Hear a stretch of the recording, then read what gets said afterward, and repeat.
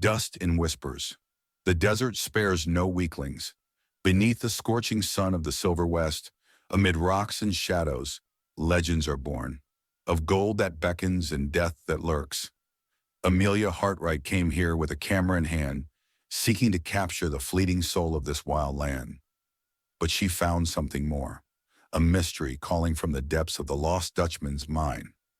They say where the wind howls and the earth trembles, the spirits of the past lie sleeping, and they don't take kindly to being disturbed. This story began with a single photograph and a shadow that changed her life forever. Chapter 1. Shadows of Silverado. The sun bled crimson across the jagged peaks of the mountains, painting the dusty, bustling town of Silverado in hues of fire and fading glory. Amelia Hartright, perched on a rickety stool outside the town's burgeoning photography studio, adjusted the bellows of her cumbersome camera, her brow furrowed in concentration. The air thick with the scent of sawdust, horse manure, and the ever-present aroma of cheap whiskey from the nearby saloon did little to deter her. This was it, the raw, untamed heart of the West, and she was determined to capture it, one fleeting moment at a time.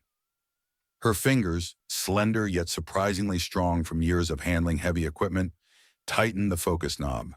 The image in the ground glass sharpened a panorama of false front buildings, hitching posts, and the swirling dust devils that danced down the main street. It wasn't just the buildings she sought to capture, but the life that pulsed within them. The weary faces of miners, their eyes hollowed by dreams of gold, and the harsh reality of the mines. The stoic composure of ranchers, weathered by sun and wind, their hands calloused from years of wrestling a living from the unforgiving land. The fleeting glimpses of painted ladies, their smiles brittle, their eyes holding secrets that Silverado's shadows couldn't conceal. Amelia had come to Silverado seeking more than just picturesque landscapes. She carried with her a reputation, carefully cultivated through her work published in prestigious Eastern magazines. Her photographs weren't mere depictions. They were stories whispered on silver nitrate, revealing the soul of the West in a way words often fail to do. But beneath the veneer of professional ambition, a deeper, more personal quest drove her. She sought solace in the vastness of the land, a balm for a heart still aching from a betrayal that had left her wary of promises and quick to retreat behind the lens of her camera.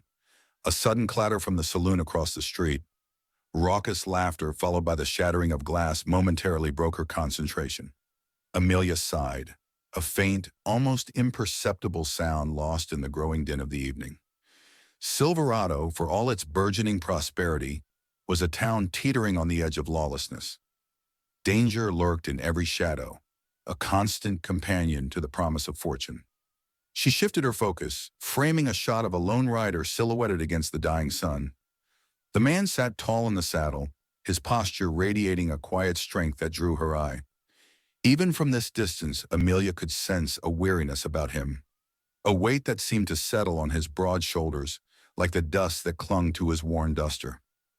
He was a part of this landscape, as integral to it as the mountains in the sky. As she prepared to trip the shutter, a shout ripped through the air, followed by the pounding of hooves. A group of men, their faces obscured by bandanas, thundered down the street, heading straight for her. Amelia froze, her heart leaping into her throat. Her camera, her precious camera, was her livelihood, her escape, her very identity. "Get down, girl," a rough voice yelled. But it was too late. The men were upon her, their horses rearing and snorting, their eyes glinting with malice. One of them reached for the camera, his hand like a claw. Amelia instinctively recoiled, clutching the instrument to her chest. "Let go of it," he snarled, his breath hot and foul on her face. Fear, cold and sharp, pierced through her. She tried to scream, but the sound caught her throat. This was it then. All her dreams, all her hopes about to be snatched away in this dusty, godforsaken town. Suddenly, a blur of motion. A figure, tall and lean, erupted from the shadows of the saloon.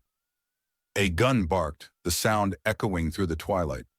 One of the bandits yelped, clutching his arm, his horse spinning wildly. Another shot rang out, and another man tumbled from his saddle, landing in the dirt with a sickening thud. The remaining bandits, momentarily stunned, hesitated. The figure, now clearly visible in the fading light, stood his ground, a revolver held steady in his hand. He was the rider Amelia had seen earlier, the one with the weary posture and the air of quiet strength.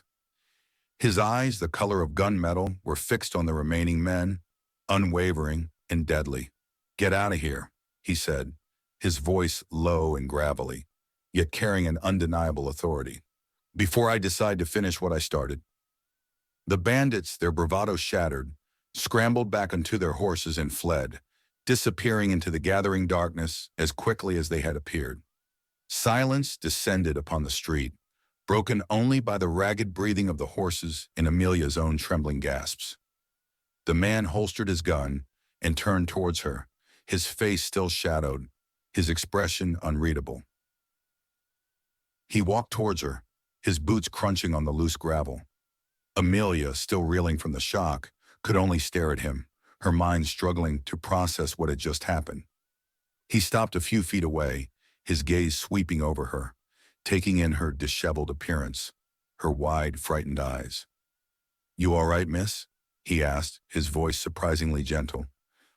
Amelia managed a shaky nod, her voice still trapped in her throat. She clutched her camera, her knuckles white, her body trembling with the aftershocks of fear. He looked down at the camera, then back at her. "That's a valuable piece of equipment," he said, a hint of something that might have been amusement in his voice. "Might be best to keep it out of sight in a town like this." Amelia finally found her voice, though it was barely a whisper. "Thank you," she said. You saved my life." He shrugged, a dismissive gesture. "Just happened to be in the right place at the right time." He paused, then added, "Name's Jesse Dalton." "Amelia Hartright," she replied, her voice gaining a little strength. Jesse Dalton. The name resonated with a faint familiarity, a whisper of stories heard in passing. Bounty hunter. A man with a reputation as hard and unforgiving as the land he roamed. A man who lived by the gun and the code of the West. A dangerous man, and yet he had saved her. I don't know how to repay you," Amelia stammered. Jesse's lips curved into a faint, almost imperceptible smile. "No need for repayment, Miss Hartright. Just be more careful." He tipped his hat, a gesture of polite dismissal, and turned to walk away. "Wait," Amelia blurted out. He stopped. He looked at her, questioning. "I have a proposition, Mr. Dalton," Amelia continued, taking an inspired breath. "I need a guide for an expedition. I want to photograph Ghost Canyon." The name hung in the air between them, heavy with the weight of legend and danger. Ghost Canyon, a place of breathtaking beauty, but also a place of shadows and secrets, a place where few dared to venture. Jesse Dalton turned back to face her, his gunmetal eyes narrowed, studying her with a newfound intensity. A flicker of something surprise, perhaps, or something else she couldn't quite decipher, crossed his face. The silence stretched, thick and heavy, the shadows of Silverado deepening around them, the fading light painting the sky in hues of blood orange and bruised purple. He's going to say no. Of course he will, she realized. A deadly, dangerous man who saves by luck and kills by trade. And that name, Amelia knows it. She heard the whispers, the saloon whispers of that man, Jesse Dalton, a dangerous man. He finally spoke, his voice low and resonant. "Ghost Canyon, Miss Hartright? That's a fool's errand." He looks into the horizon, his gaze distant and serious. Amelia held his gaze, refusing to be intimidated. "Perhaps," she said, her voice steady despite the tremor in her heart. "But it's a fool's errand I intend to undertake, and I need someone who knows the land, someone who can protect me." She hesitated, then added, the words tumbling out in a rush. "Someone like you." He continued to look up without blinking. Then his gaze returned to Amelia's face. The corner of his lips had a slight, sarcastic smile. He was aware of the weight of his name. He saw the fear and distrust reflected in Amelia's eyes. Jesse Dalton took a step closer, his shadow falling over her, the scent of leather and dust and something wilder, something untamed, filling her senses. He was a dangerous man, she knew, but in that moment, surrounded by the shadows of Silverado, he was also her only hope. And Amelia can't explain why, but that fact scares her even more. Chapter 2. Whispers of the Canyon. The air inside the Silverado General Store was thick with the mingled scents of coffee, dried goods, and the faint lingering odor of gunpowder. Amelia stood at the counter, meticulously examining a selection of sturdy canvas tents, her fingers tracing the rough fabric. Jesse Dalton leaned against a nearby stack of flour sacks, his arms crossed, his gaze seemingly fixed on a point somewhere beyond the dusty window panes. He hadn't said much since she'd made her proposition the previous evening, his silence as vast and enigmatic as the landscape he inhabited. "This one seems durable enough," Amelia said, holding up a tent that appeared capable of withstanding a moderate prairie storm. "And the color. It should blend in well with the surroundings." Jesse pushed himself off the flour sacks, his movements fluid and economical, like a predator conserving energy. He approached the counter, his eyes briefly scanning the tent before returning to Amelia's face. "Durable ain't always enough in Ghost Canyon," he said, his voice a low rumble. "You need tough, and you need to know how to use it." Amelia met his gaze, a flicker of defiance in her eyes. She wasn't some pampered Eastern socialite, despite what her refined accent and fashionable, if practical, riding attire might suggest. She'd spent months traversing the West, enduring hardships and facing dangers that would make most women of her background swoon. She might not be as hardened as Jesse Dalton, but she wasn't fragile. "I'm a quick learner, Mr. Dalton," she said, her voice firm, "and I'm not afraid of hard work." A faint, almost imperceptible smile tugged at the corner of his lips. "I reckon you aren't," he said, "but Ghost Canyon ain't just about hard work. It's about respect.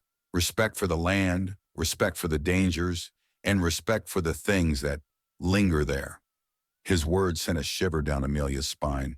She'd heard the stories, of course, the whispers that clung to the canyon's name like a shroud, tales of prospectors who'd vanished without a trace, of sudden storms that swept through the narrow gorges with terrifying ferocity, of strange lights and unsettling sounds that echoed through the night. Most dismissed them as folklore, the exaggerated ramblings of superstitious minds. But Amelia, with her artist's sensitivity, sensed something deeper, something more profound in those whispers. "What things, Mr. Dalton?" she asked, her voice barely above a whisper. Jesse's gaze drifted towards the window again, his eyes clouding with a distant, almost haunted expression. "Things best left undisturbed," he said softly. He paused, then turned back to her, his gaze sharpening. "You sure about this, Miss Hartright? This ain't some scenic tour. This is different." Amelia hesitated, the weight of his words settling upon her. The fear she'd felt the previous evening, the raw terror of the bandit attack, resurfaced. But beneath the fear, a stronger emotion pulsed determination. She hadn't come this far, endured so much, to turn back now. She had a purpose, a vision, and she wouldn't let fear or the whispers of a haunted canyon deter her. "I'm sure," she said, her voice clear and resolute. "I'm paying you for your expertise, Mr. Dalton, not your doubts." He studied her for a long moment, his gunmetal eyes seeming to pierce through her facade, searching for any hint of weakness or wavering resolve. Finally, he nodded, a curt, almost imperceptible movement. "All right then," he said. "We leave at dawn. Be ready." He turned and walked towards the back of the store, disappearing into the shadows. Amelia watched him go, a mixture of relief and apprehension churning within her. She had her guide, her protector. But she also had the unsettling feeling that she'd just stepped onto a path far more perilous than she could have imagined. She spent the rest of the day gathering supplies, provisions, camping gear, and, most importantly, a large supply of photographic plates and chemicals. She carefully packed her camera and lenses, treating them with the reverence they deserved. These were her tools, her weapons, her means of capturing the beauty and the truth she sought. As evening approached, Amelia found herself back on the dusty main street of Silverado, drawn by the same magnetic pull that had drawn her the previous night. The setting sun cast long, dramatic shadows, transforming the familiar scene into something both beautiful and menacing. She saw Jesse Dalton leaning against a hitching post outside the saloon, his posture relaxed yet alert, his eyes scanning the street with a practiced ease. He seemed to be a part of the shadows, a silent guardian, a watchful presence. As she approached him, he straightened, his gaze meeting hers. There was no warmth in his expression, no hint of welcome. But there was a certain acknowledgement, a recognition that they were now bound together, however tenuously, by this shared undertaking. "Ready for tomorrow, Miss Hartright?" he asked, his voice devoid of inflection. Amelia nodded, her heart beating a little faster. "As ready as I'll ever be, Mr. Dalton." He looked at her for a long moment, his eyes searching. "Ghost Canyon ain't a place for the faint of heart," he said, his voice low and serious. "It tests you. It reveals you. It shows you what you're truly made of." Amelia met his gaze, unflinching. "Then I suppose I'll find out what I'm made of, won't I?" A flicker of something respect, perhaps, or something akin to it crossed his face. He pushed himself off the hitching post, his movements deliberate and purposeful. "Dawn," he said, his voice a command. "Don't be late." He turned and walked away, disappearing into the smoky interior of the saloon.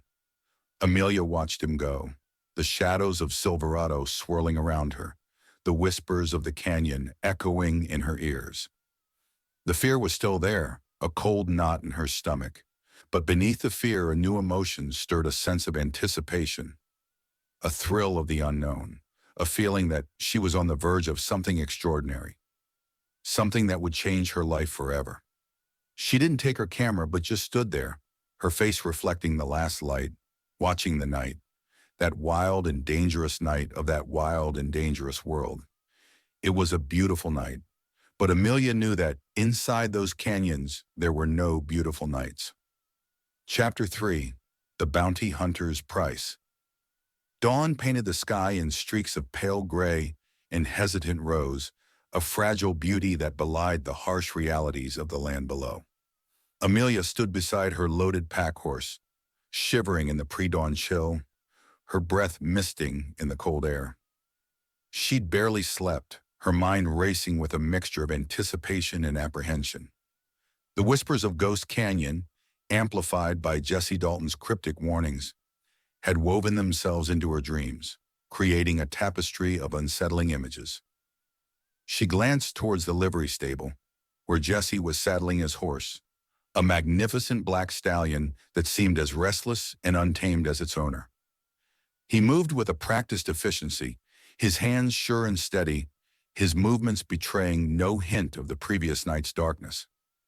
He was a creature of the dawn, a man who seemed most at home in the liminal spaces between night and day, between civilization and wilderness. He led the stallion out of the stable, the horse's hooves striking the packed earth with a muffled thud. He mounted with a single, fluid motion, settling into the saddle as if he were an extension of the animal itself. He looked down at Amelia, his expression unreadable in the dim light. "You ready?" he asked, his voice a low rumble that seemed to carry on the morning air. Amelia nodded, forcing a confidence she didn't entirely feel. "Ready." He gave a curt nod, then turned his horse and started down the street, heading towards the open prairie that stretched beyond the town's ragged edges. Amelia followed, leading her pack horse, the silence between them broken only by the creak of leather and the rhythmic clop of hooves. As they rode, the landscape began to transform. The flat, dusty expanse of the prairie gradually gave way to rolling hills, dotted with scrub brush and the occasional twisted juniper tree. The air grew cooler, carrying the scent of pine and damp earth.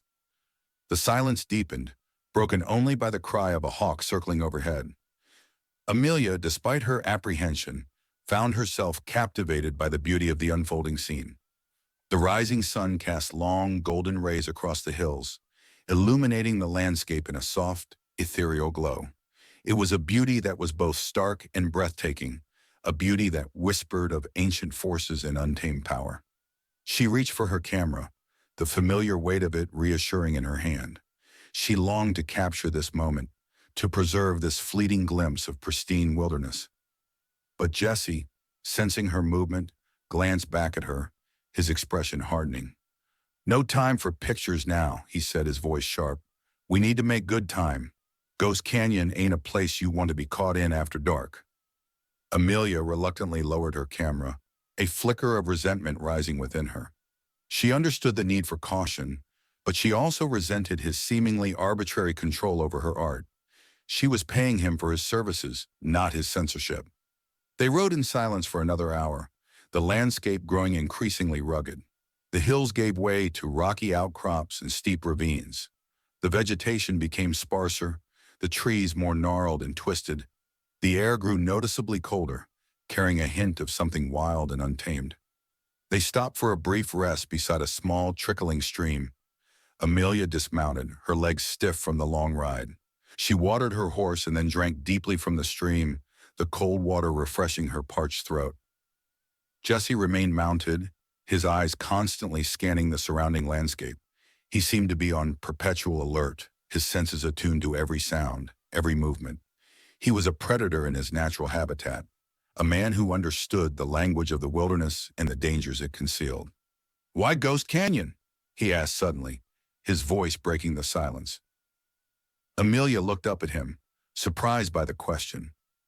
"I told you," she said. "I want to photograph it. It's unique." He continued to study her, his gunmetal eyes narrowed. "There are plenty of unique places in this territory," he said. "Places that ain't cursed." Amelia bristled at the word. "Cursed?" she repeated, her voice tinged with skepticism. "I don't believe in curses, Mr. Dalton." He shrugged, a non-committal gesture. "Believe what you want," he said. "But that canyon, it holds things. Things you can't see, things you can't explain. Legends," Amelia countered. "Stories told to frighten children." He gave a faint, humorless smile. "Some legends are rooted in truth, Miss Hartright, and some truths are best left buried." He looked into the horizon, his gaze focused on the mountain, gray and blue. Amelia, despite her rational mind, felt a shiver run down her spine. His words, spoken with such quiet conviction, carried a weight that she couldn't easily dismiss. "What's your price, Mr. Dalton?" she asked abruptly, changing the subject. "Beyond the agreed-upon fee, I mean." He turned his gaze back to her, his expression unreadable. "What makes you think there's another price?" "You're a bounty hunter," Amelia said. "You deal in transactions. Everything has a price." She paused, then added, "And you don't seem the type to offer charity." A flicker of something amusement, perhaps, or something darker crossed his face. "You're perceptive, Miss Hartright," he said, "for an Easterner." "So?" Amelia pressed. "What is it?" He hesitated for a moment, his eyes seeming to bore into her. Then he spoke, his voice low and deliberate. "Information," he said. Amelia frowned. "Information? About what?" "About you," he said. "About why a woman like you, a woman with your talents, would risk everything to come to a place like Ghost Canyon." Amelia felt a sudden chill, a sense of unease that went beyond the cold mountain air.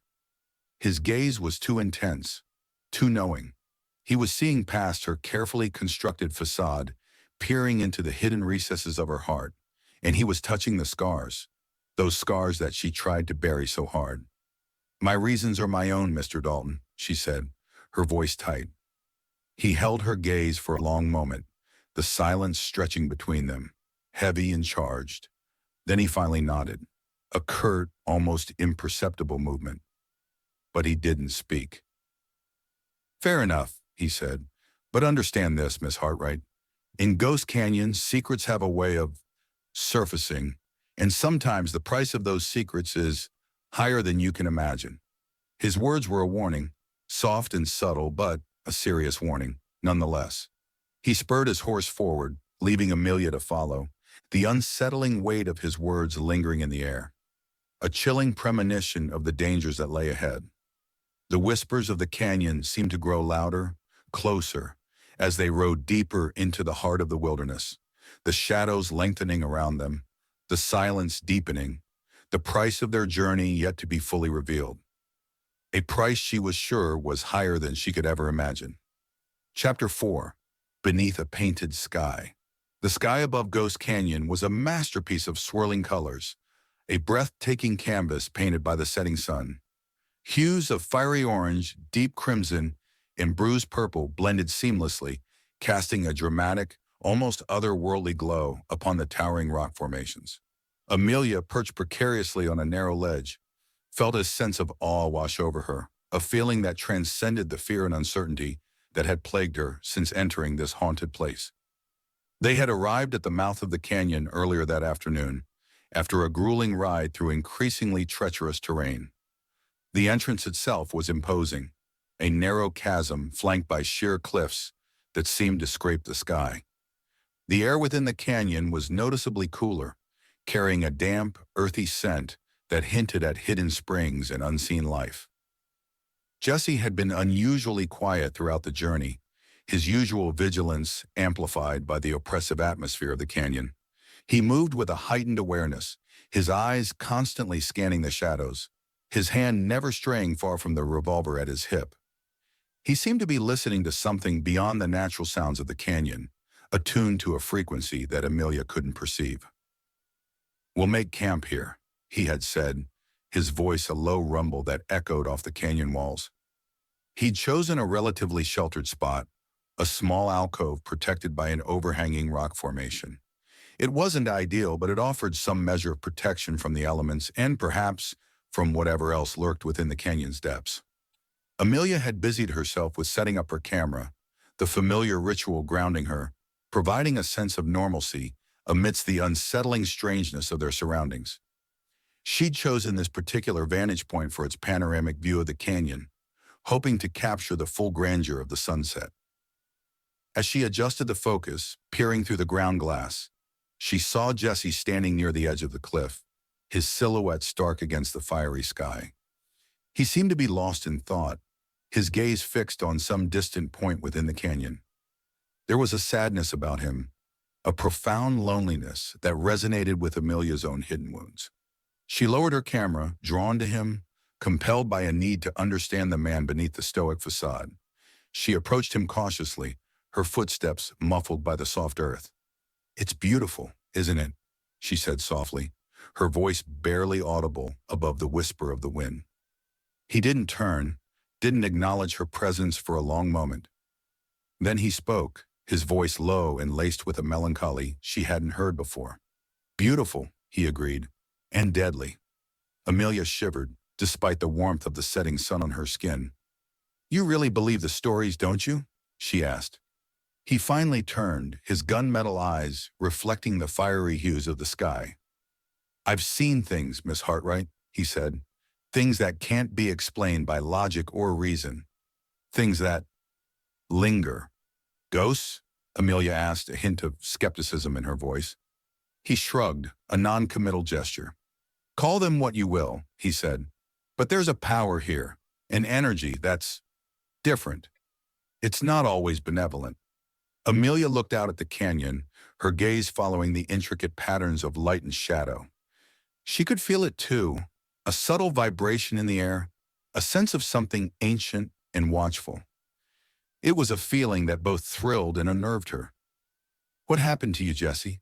she asked softly, the question escaping her lips before she could stop it. He stiffened, his expression hardening. "That's not your concern," he said, his voice turning cold. Amelia regretted her impulsiveness, realizing she'd crossed a line. "I'm sorry," she said. "I didn't mean to pry."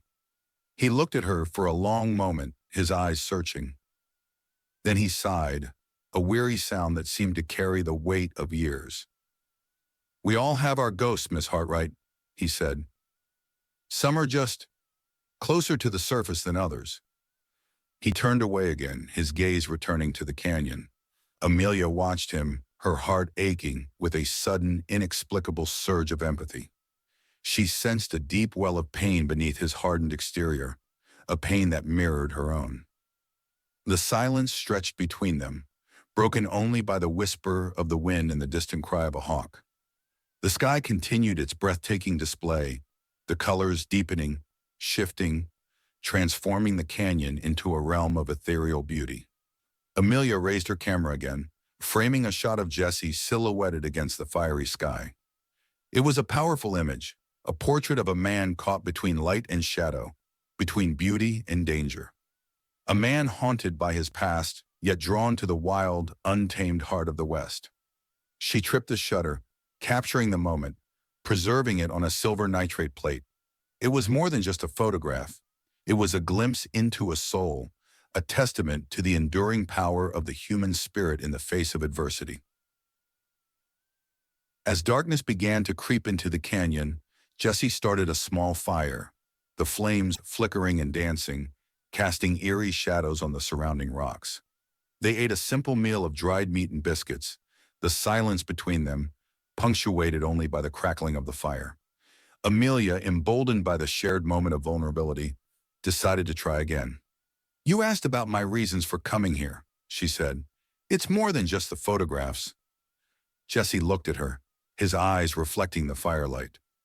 He didn't speak, but his gaze was attentive, inviting her to continue.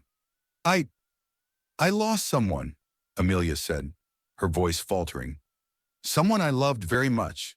He betrayed me. He left me for another woman." The words, so simple, so inadequate, failed to capture the depth of the pain, the shattering of her trust, the slow, agonizing erosion of her belief in love.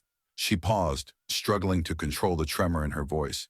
"I came west to escape, to find myself again, to prove that I could be strong, independent, that I didn't need a man to define me." Jesse continued to watch her, his expression unreadable. "And have you?" he asked softly. Amelia looked down at her hands, her fingers twisting together. "I don't know," she admitted. "Some days, I think I have. Other days, I feel just as lost and broken as I did before. And tonight she's scared and alone." He nodded, a slow, understanding movement. "The West, it doesn't heal you," he said, "but it can show you who you are.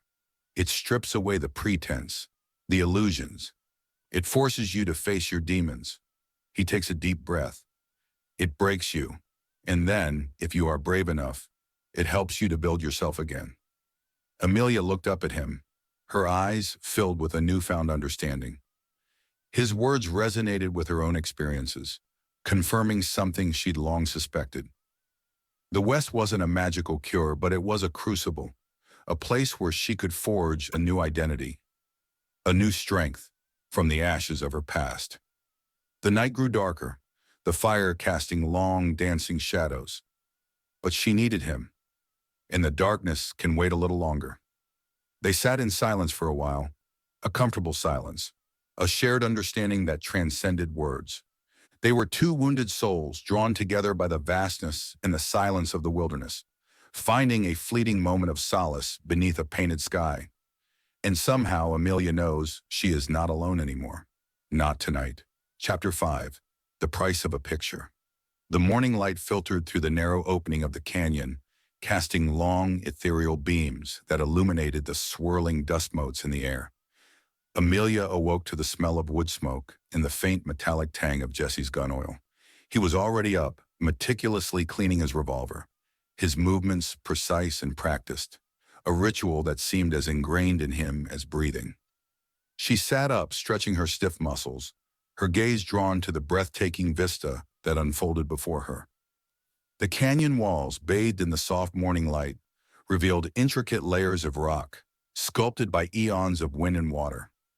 The colors were muted now, shades of ochre, rust, and gray, but no less stunning than the fiery spectacle of the previous evening. "It's even more beautiful in the morning," she said, her voice hushed with awe. Jesse glanced at her, a flicker of something that might have been agreement in his eyes. "It changes," he said. "Every hour, every day. It's never the same." He finished cleaning his revolver and holstered it, his movements fluid and economical. He stood up, stretching his tall frame, his gaze sweeping the canyon walls. "We need to move," he said. "There's a place further in, a hidden spring. We can refill our water supplies there." Amelia nodded, quickly packing her belongings, her anticipation growing. She was eager to explore the canyon further, to capture its hidden beauty with her camera. She had a feeling that this place, this haunted, dangerous place, held secrets that she was meant to uncover.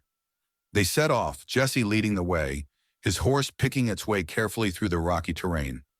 Amelia followed, leading her pack horse, her eyes constantly scanning the landscape, searching for the perfect shot.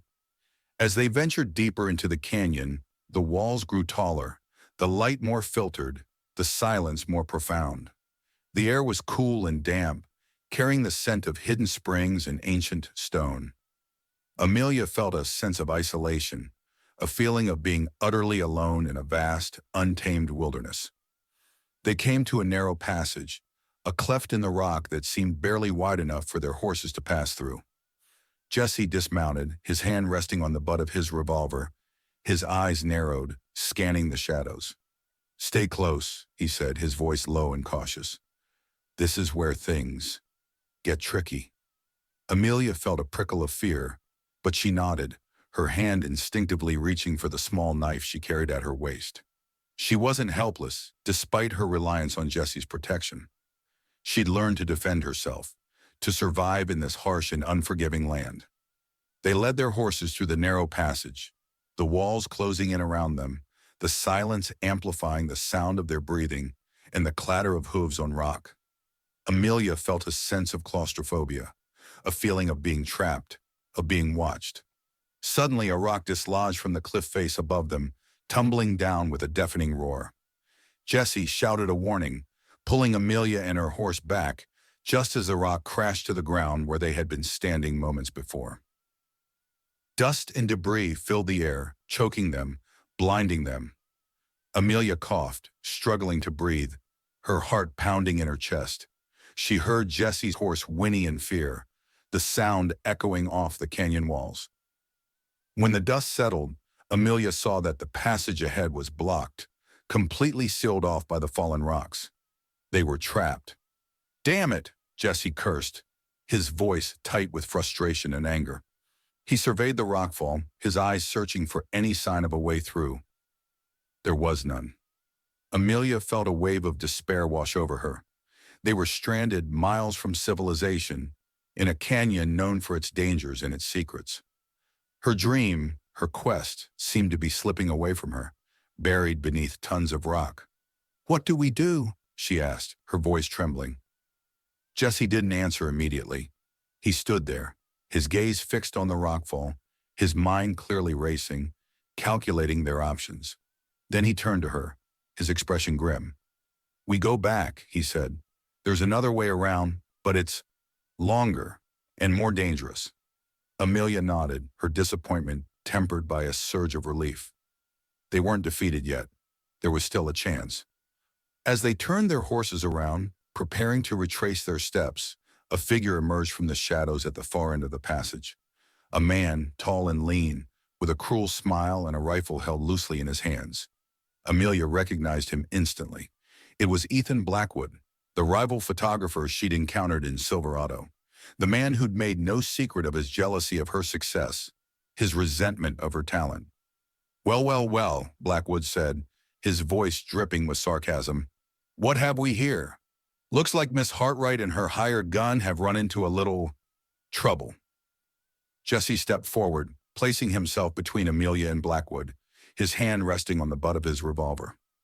"Get out of our way, Blackwood," he said, his voice low and menacing. Blackwood chuckled, a cold, humorless sound. "I don't think so, Dalton," he said. "I've been waiting for this opportunity, a chance to eliminate the competition." He raised his rifle, aiming it directly at Amelia. "Your pictures have been getting a little too much attention lately, Miss Hartright," he said. "It's time someone put you in your place." Amelia froze, her blood turning to ice. She'd faced danger before, but this was different. This was cold, calculated malice, a deliberate attempt to end her career, her life. Jesse moved with lightning speed, drawing his revolver and firing in a single fluid motion. The shot echoed through the narrow passage, deafeningly loud. Blackwood cried out, dropping his rifle, clutching his shoulder. But before Jesse could fire again, two more men emerged from the shadows, flanking Blackwood, their guns drawn. They were rough-looking characters, hired thugs, their faces devoid of any hint of compassion or remorse. "Looks like you're outnumbered, Dalton," Blackwood said, his voice strained with pain, but still filled with malice.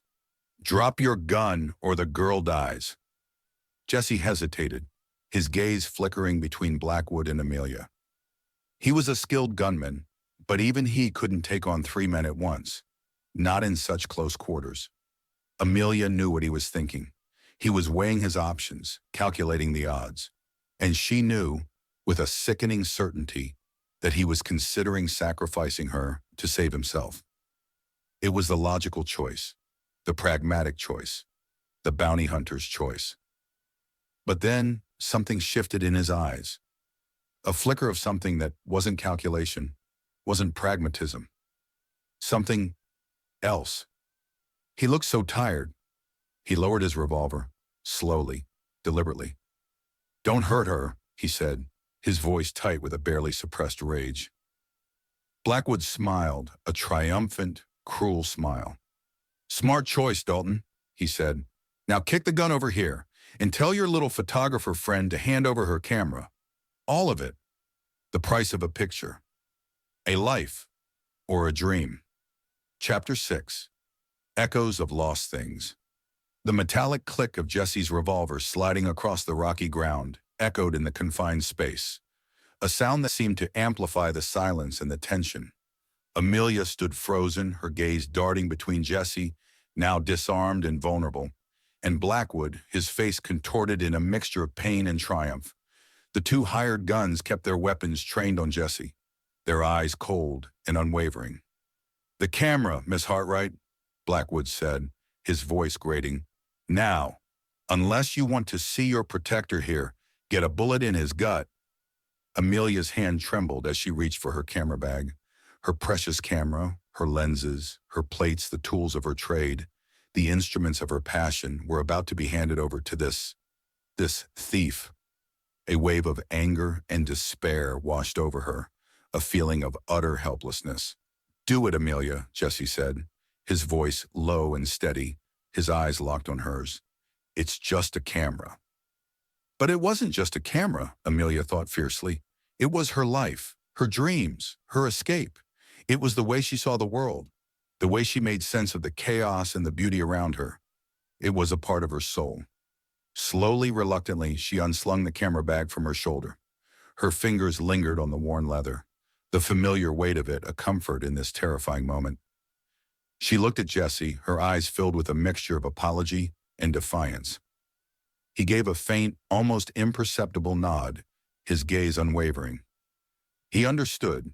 He knew what this camera meant to her, and he was telling her, without words, that it was all right, that her life was worth more than any possession, any ambition.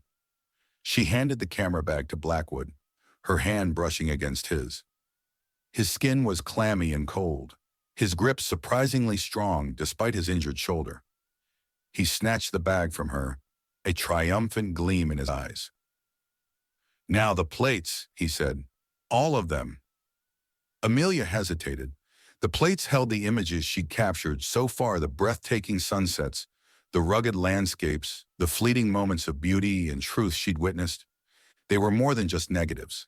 They were fragments of her journey, pieces of her heart. "Do it, Amelia," Jesse repeated, his voice a low, urgent plea. With a heavy heart, Amelia reached into her pack and pulled out the wooden box containing her exposed plates. She handed it to Blackwood, feeling as if she were surrendering a part of herself, a piece of her very identity. Blackwood took the box, his smile widening. "Excellent," he said. "Now you two are going to stay put. My associates here will ensure your cooperation." He gestured to the two hired guns, who stepped forward, their weapons leveled at Jesse and Amelia. Blackwood turned and began to walk away, disappearing back into the shadows from which he'd emerged, his ill-gotten gains clutched in his hands. As soon as Blackwood was out of sight, Jesse sprang into action. With a lightning-fast move, he lunged at the nearest gunman, disarming him with a swift, brutal strike. The gun clattered to the ground, the sound echoing through the passage. The other gunman, momentarily stunned, hesitated. It was all the time Jesse needed. He whirled around, delivering a powerful kick to the man's chest, sending him sprawling backwards. Amelia, recovering from her shock, grabbed the dropped revolver and aimed it at the second gunman, who was struggling to get to his feet. Her hand trembled, but her gaze was steady. She might not be a seasoned fighter, but she wasn't helpless. She would defend herself, and she would defend Jesse. Jesse, unarmed but undeterred, faced the first gunman, who was now scrambling for his weapon. They grappled, their bodies locked in a fierce struggle, their grunts and curses filling the narrow passage. Amelia kept her gun trained on the second gunman, her finger on the trigger, her heart pounding in her chest. She was terrified, but she wouldn't hesitate to shoot if he made a move. After a brutal, seemingly endless struggle, Jesse finally overpowered the first gunman, knocking him unconscious with a well-aimed blow to the head. He turned to Amelia, his chest heaving, his face streaked with sweat and dust. "Get out of here," he said, his voice urgent. "Go back to the horses. I'll hold them off." Amelia shook her head. "No," she said. "I'm not leaving you." He looked at her, his eyes filled with a mixture of surprise and something else.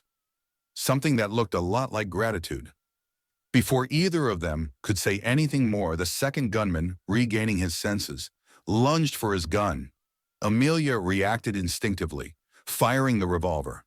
The shot went wild, missing the gunman but striking the rock wall beside him, sending a shower of dust and debris into the air.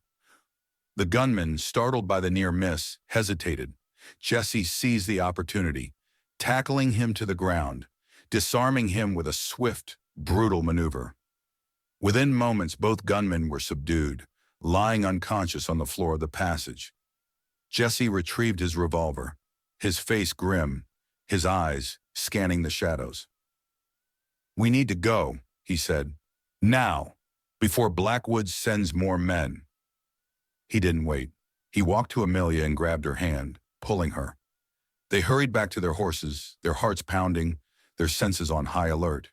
They mounted quickly, spurring their animals into a gallop, heading back towards the mouth of the canyon, leaving behind the echoes of lost things, Amelia's camera, her plates, and a part of her innocence shattered by the brutal reality of the West.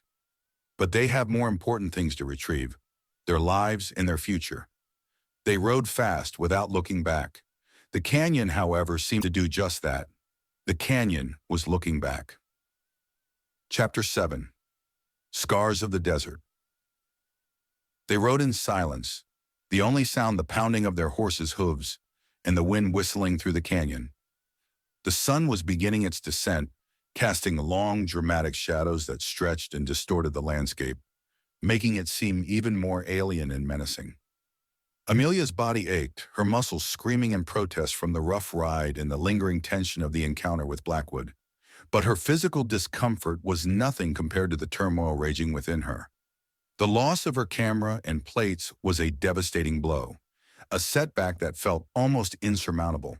It wasn't just the monetary value of the equipment, it was the loss of her work, her vision, her identity. She felt stripped bare, vulnerable, exposed.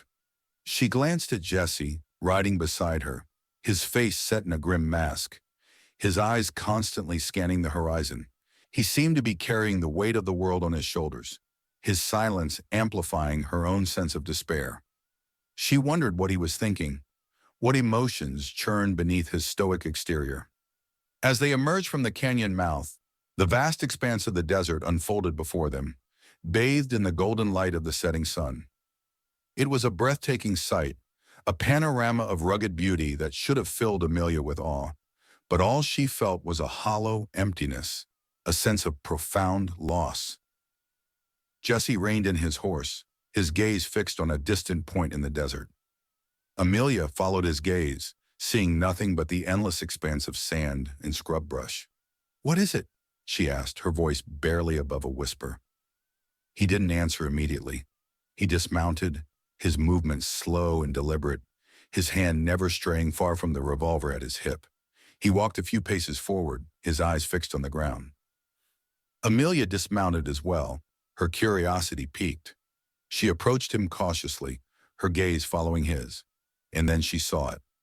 Footprints, several sets of them, heading away from the canyon mouth, towards the distant mountains. They were fresh, clearly visible in the soft sand. "Blackwood," Jesse said, his voice a low growl. "He's got a head start." Amelia felt a surge of anger, a fierce determination that pushed aside her despair. Blackwood wouldn't get away with this. He wouldn't steal her work, her dreams, and escape unpunished. "We're going after him," she said, her voice firm, resolute. Jesse looked at her, his eyes narrowed, surprised by her sudden shift in demeanor. "It's dangerous, Amelia," he said. "He's got men with him, and he's desperate." "I don't care," Amelia said. "I'm not letting him win. I'm getting my camera back." He studied her for a long moment, his gaze searching, assessing. He saw the fire in her eyes, the unwavering determination that had replaced her earlier despair. He saw a strength he hadn't fully appreciated before, a resilience that mirrored his own. He nodded, a curt, almost imperceptible movement. "All right," he said, "but we do it my way. No foolish risks." They mounted their horses again, their renewed purpose giving them a surge of energy. They followed the tracks, heading towards the distant mountains, the setting sun casting long shadows before them. As they rode, Amelia found herself reflecting on Jesse's words, on his warning about the dangers of Ghost Canyon. He'd said that the canyon tested you, revealed you, showed you what you were truly made of, and he'd been right. She'd come to the West seeking solace, seeking escape from the pain of her past. But she'd found something else instead. She'd found a challenge, a crucible that was forging her into someone new, someone stronger, someone more resilient. She'd also found an unexpected connection with Jesse Dalton, a man as scarred and wounded as she was, a man who understood the language of the desert, the code of the West, the price of survival. A man who, despite his gruff exterior and his dangerous profession, had shown her kindness, loyalty, and a surprising degree of respect. She glanced at him, riding beside her, his silhouette stark against the fading light.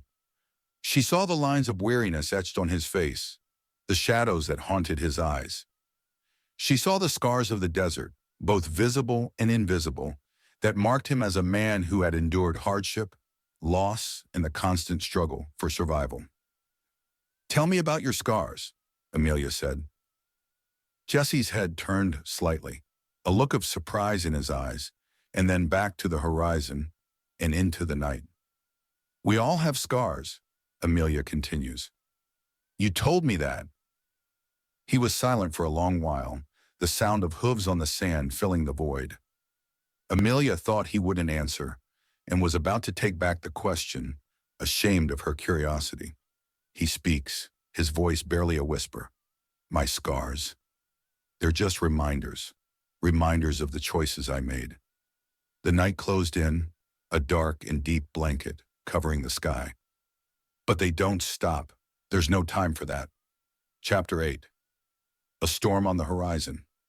The night was a vast, inky blackness, broken only by the faint, silvery light of the moon and the distant, flickering stars. The desert air had turned cold, a sharp contrast to the lingering heat of the day. Amelia shivered, pulling her jacket tighter around her, her body exhausted, her mind racing.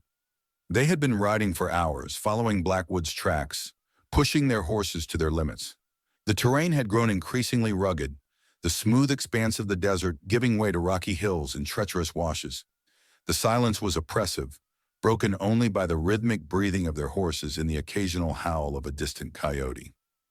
Jesse, riding just ahead of her, seemed untiring, his posture unwavering, his eyes constantly scanning the darkness.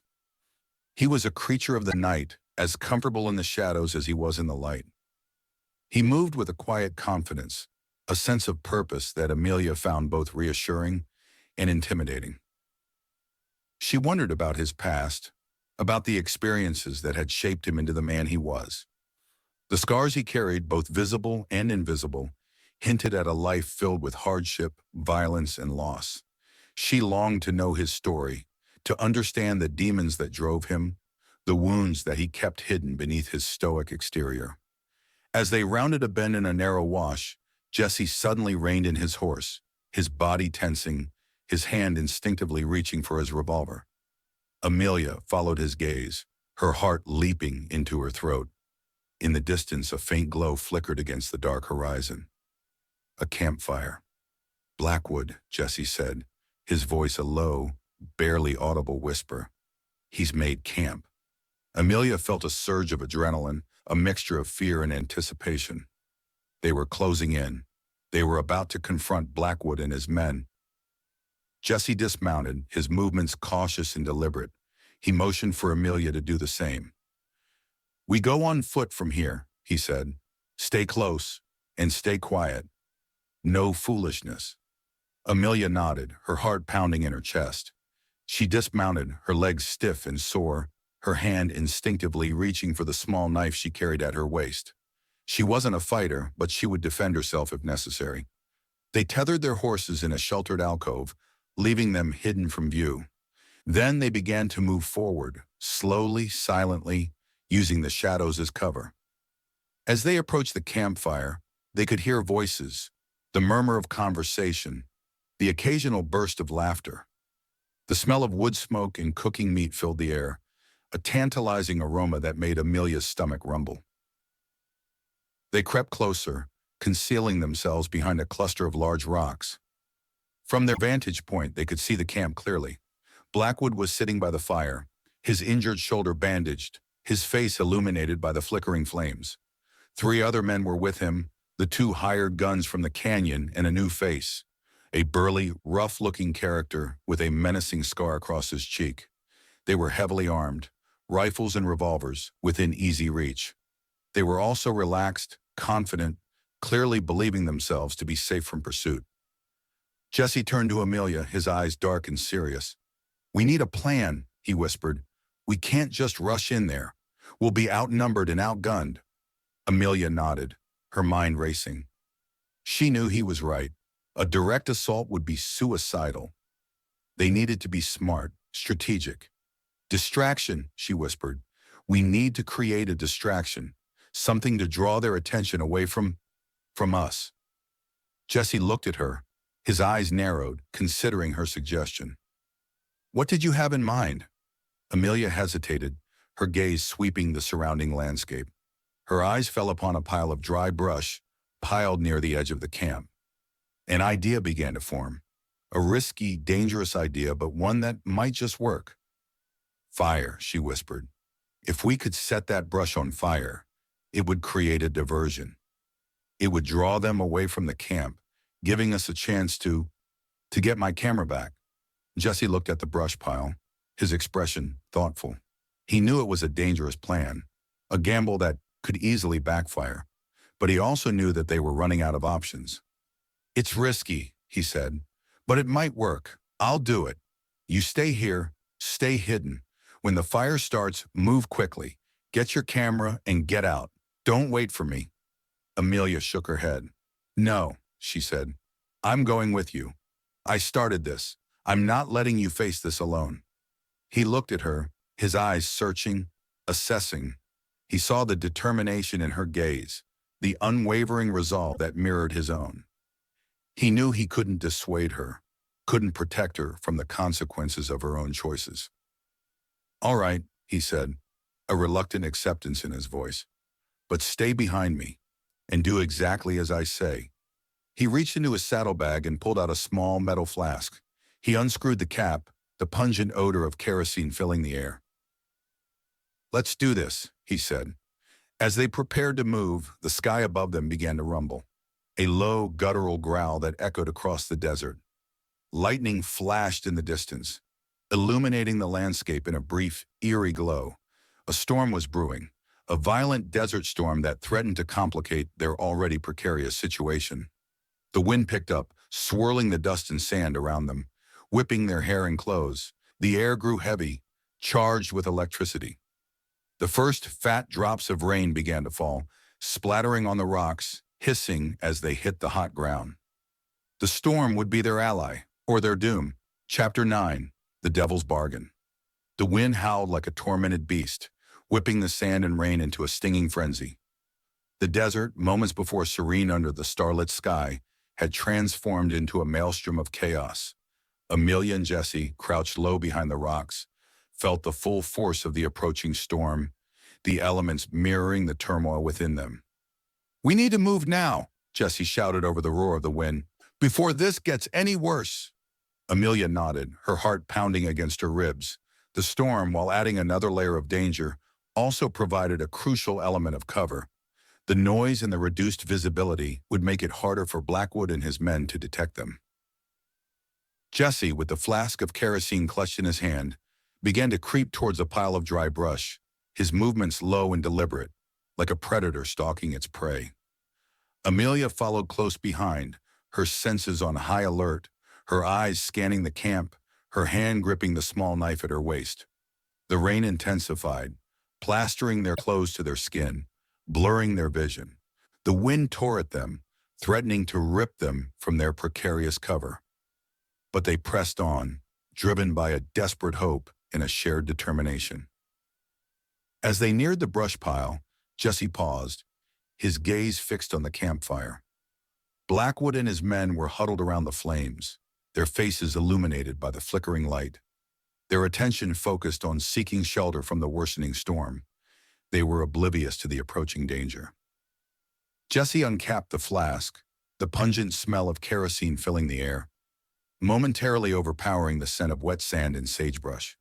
He quickly doused the brush pile with the flammable liquid, his movements swift, inefficient. Then he pulled out a match, striking it against a rock. The flames sputtered, threatened to extinguish in the wind and rain, but then caught, burning with a fierce, defiant glow. He touched the flame to the kerosene-soaked brush, and the fire erupted with a whoosh, instantly transforming the dry wood into a raging inferno.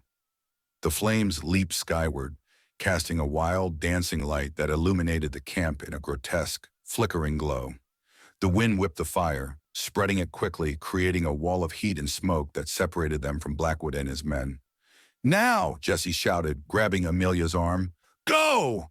They ran towards the camp, the roar of the fire and the storm drowning out the sound of their approach. The scene before them was one of chaos and confusion. Blackwood and his men were scrambling to their feet, shouting, their faces contorted in surprise and alarm. Amelia, fueled by adrenaline and a desperate hope, headed straight for Blackwood's tent, where she believed her camera and plates were being held.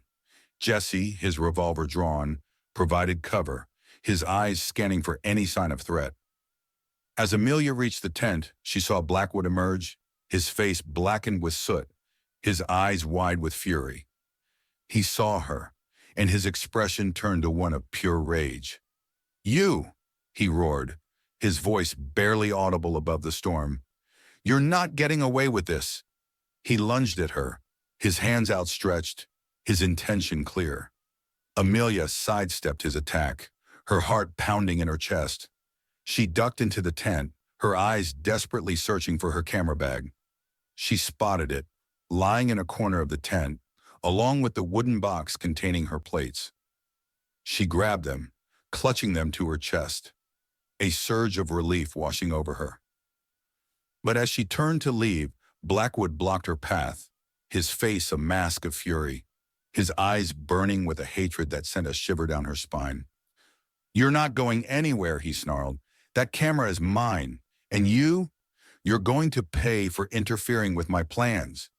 He reached for her, his hand closing around her arm, his grip like a vice. Amelia struggled, trying to break free, but he was too strong. Suddenly a shot rang out, the sound echoing through the storm. Blackwood cried out, his grip loosening, his body slumping to the ground. Amelia, stunned, looked up to see Jesse standing in the entrance of the tent, his revolver smoking, his face a mask of grim determination. "Let's go," he said, his voice urgent, "before the others get here." He grabbed her arm, pulling her out of the tent, back into the raging storm. They ran, dodging the panicked movements of Blackwood's men, who were now scattering, trying to escape the spreading fire and the worsening weather. As they reached their horses, they could see that the storm had reached its peak. The wind was a screaming gale, the rain a blinding sheet. Lightning flashed, illuminating the desert in a series of stark, terrifying images. They mounted their horses, their movements frantic, desperate. They spurred their animals into a gallop, heading away from the burning camp, away from Blackwood and his men, away from the chaos and the danger. As they rode, the storm began to subside, the wind dying down, the rain lessening. The clouds began to break, revealing patches of clear sky, the moon peeking through, casting a pale, ethereal light on the ravaged landscape. It was not a pretty sight. They had survived. They had retrieved Amelia's camera and plates. But at what cost? Amelia's gaze was lost into the horizon, her thoughts far distant. Jessie, watching her, asks softly, "Are you all right?" She turns her head slowly and says, her voice without emotion, "He was going to kill me, just for a camera." "Some men," Jessie replies, "would kill for much less." Amelia looked at Jessie, her eyes filled with a mixture of gratitude and a profound sadness. She'd made a devil's bargain, trading her safety, her innocence, for the pursuit of her dreams, and she'd dragged Jesse Dalton into her desperate gamble, forcing him to make choices, to take actions that would forever haunt him. She saw the regret in his eyes. She feels the pain, the remorse, and now both carry the burden. The sky, however, seemed free of any burden. It was a beautiful, clear, starry night. Chapter 10. Heartfire and Starlight. The storm had passed, leaving behind a cleansed and shimmering world. The desert air was cool and crisp, carrying the scent of wet sage and the faint lingering aroma of smoke. The moon, now riding high in a clear, star-studded sky, cast a silvery glow upon the landscape, transforming the rugged terrain into a scene of ethereal beauty. Amelia and Jessie had ridden for hours, putting as much distance as possible between themselves and Blackwood's burning camp. They had finally stopped to rest in a sheltered alcove, a natural hollow in a sandstone cliff that offered some protection from the elements. They were both exhausted, physically and emotionally drained by the events of the night. The adrenaline that had fueled their desperate escape had dissipated, leaving behind a profound weariness. Jessie had unsaddled their horses, allowing them to graze on the sparse vegetation that grew in the sheltered area. He had built a small fire, the flames flickering and dancing, providing warmth and a sense of comfort in the vast emptiness of the desert. Amelia sat beside the fire, clutching her camera bag to her chest, her gaze fixed on the dancing flames. She hadn't spoken much since their escape, her mind still reeling from the near-death encounter with Blackwood. The image of his face, contorted in rage, his eyes burning with hatred, was seared into her memory. Jesse sat across from her, his back against the rock wall, his legs stretched out before him. He was cleaning his revolver, his movements slow and deliberate, his face unreadable in the flickering firelight. He too seemed lost in thought, his silence amplifying Amelia's own sense of unease. "Thank you," Amelia said softly, breaking the silence, "for saving my life. Again." Jesse glanced at her, a flicker of something that might have been a smile crossing his lips. "You'd have done the same for me," he said. Amelia doubted that, but she didn't argue. She knew that Jesse was a man of action, not words. He didn't need gratitude. He needed understanding. I didn't think he would actually try to kill me," she said, her voice trembling slightly. "Over a camera." Jesse sighed, a weary sound that seemed to carry the weight of years. "The West, it breeds desperation," he said. "Men do things they wouldn't normally do. They become twisted." "Like Blackwood," Amelia said. Jesse nodded. "Like Blackwood," he agreed. "And like others." He paused, his gaze shifting to the fire, his eyes clouding with a distant, haunted expression. Amelia sensed that he was referring to himself, to the darkness that lurked within him. the scars that he carried from his past. "You said you made choices," Amelia said softly, remembering his words from their earlier conversation. "Choices that haunt you." He didn't respond immediately. He continued to stare into the fire, his silence stretching, becoming heavy, charged with unspoken emotions. Then he spoke, his voice low and laced with a raw, aching pain. "I was a lawman once," he said, "a sheriff in a small town in Texas. I believed in justice, in protecting the innocent, in upholding the law." Amelia listened intently, her heart aching for him, sensing the weight of the story he was about to tell. "I had a wife," he continued, his voice barely above a whisper. "A beautiful, kind woman named Sarah. We were happy. We had a good life." He paused again, his breath catching in his throat. Amelia saw the pain in his eyes, the raw, unhealed wound that still bled within him. "There was a gang of outlaws," he said, his voice becoming strained.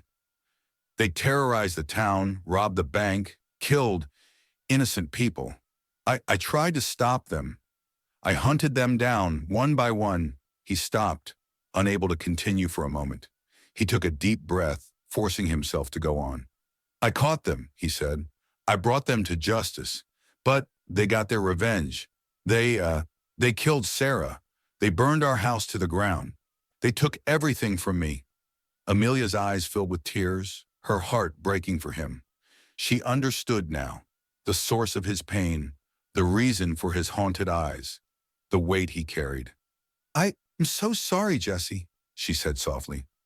He looked at her, his eyes filled with a profound sadness. "I became a bounty hunter after that," he said. "I hunted down the men who killed Sarah. I killed them all, but it didn't bring her back. It didn't ease the pain. It just left me empty." He looked away, his gaze fixed on the vast star-studded sky. "I've been wandering ever since," he said, "trying to find something. Peace, maybe, or just oblivion." Amelia reached out and placed her hand on his arm, a gesture of comfort, of understanding. He didn't pull away. He seemed to welcome the contact, the warmth of another human being.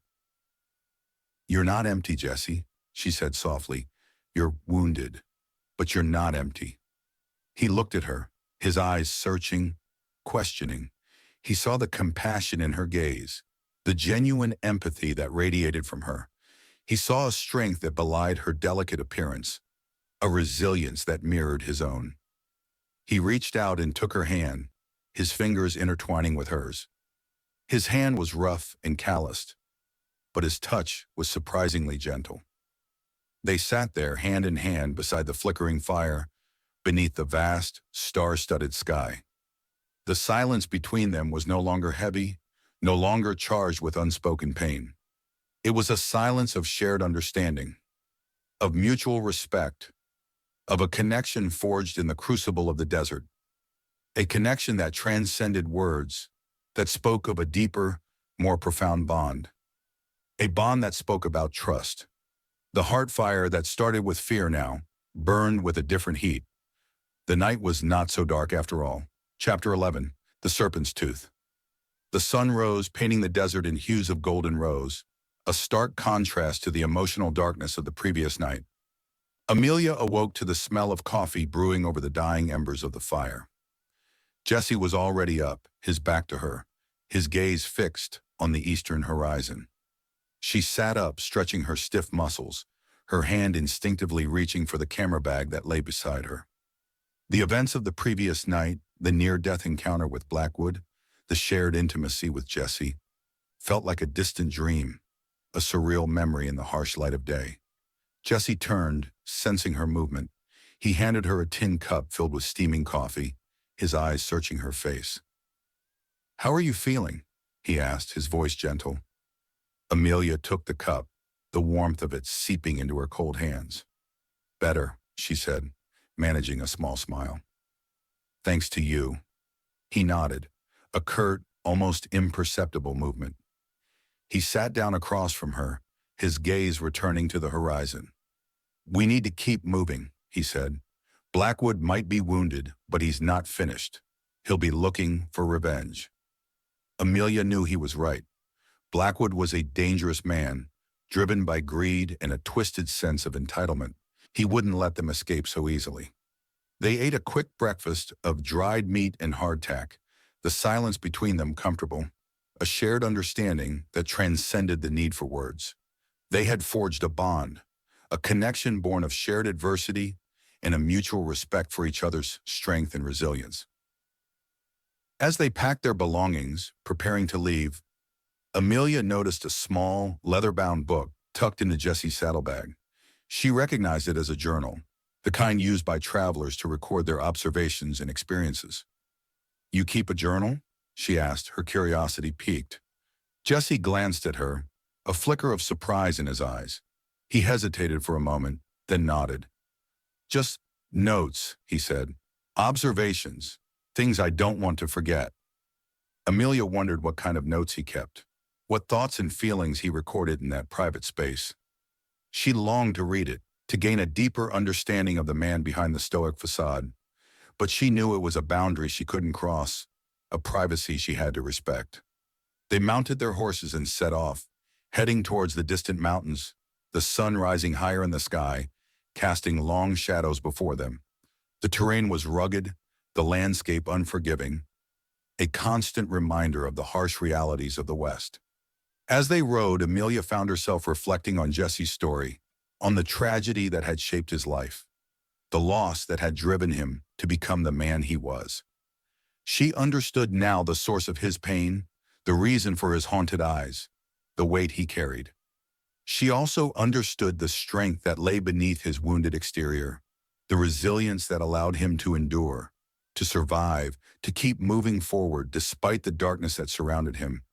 He was a man of contradictions, a complex tapestry of light and shadow, of strength and vulnerability. As they reached a narrow pass between two towering rock formations, Jesse suddenly reined in his horse, his body tensing, his hand reaching for his revolver. "What is it?" Amelia asked, her heart leaping into her throat. Jesse pointed towards a cluster of rocks ahead of them. "Movement," he said, his voice low and cautious. "Someone's there." Amelia followed his gaze, her eyes straining to see through the shadows. And then she saw it, a figure crouched behind the rocks, partially hidden from view. As they approached, the figure stood up, revealing himself. It was a young man, no older than 18, his clothes ragged, his face pale and streaked with dirt. He held a rifle in his hands, but it was pointed toward the ground, his posture unthreatening. "Don't shoot," he said, his voice trembling. I need help." Jesse kept his revolver trained on the young man, his eyes narrowed, assessing the situation. "Who are you?" he asked, his voice sharp. "And what are you doing here?"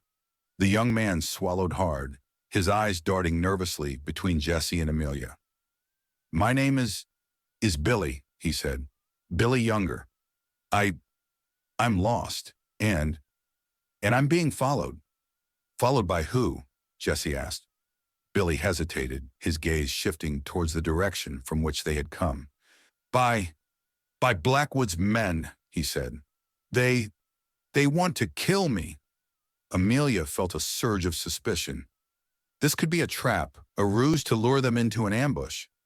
Blackwood was cunning and ruthless. He wouldn't hesitate to use any means necessary to get his revenge. "Why would they want to kill you?" Jesse asked, his voice still cautious.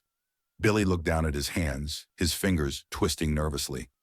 I used to ride with them," he said. I did things I'm not proud of, but I couldn't do it anymore. I betrayed them. I stole something from Blackwood." He reached into his pocket and pulled out a small, intricately carved wooden box. He held it out to Jesse, his hand trembling. This," he said. "This is what they want. It belongs to Blackwood, but it's not his. He stole it from someone else, from an old prospector years ago. I want to return it to the rightful owner." Amelia's heart skipped a beat. A wooden box, like the one she had given to Blackwood.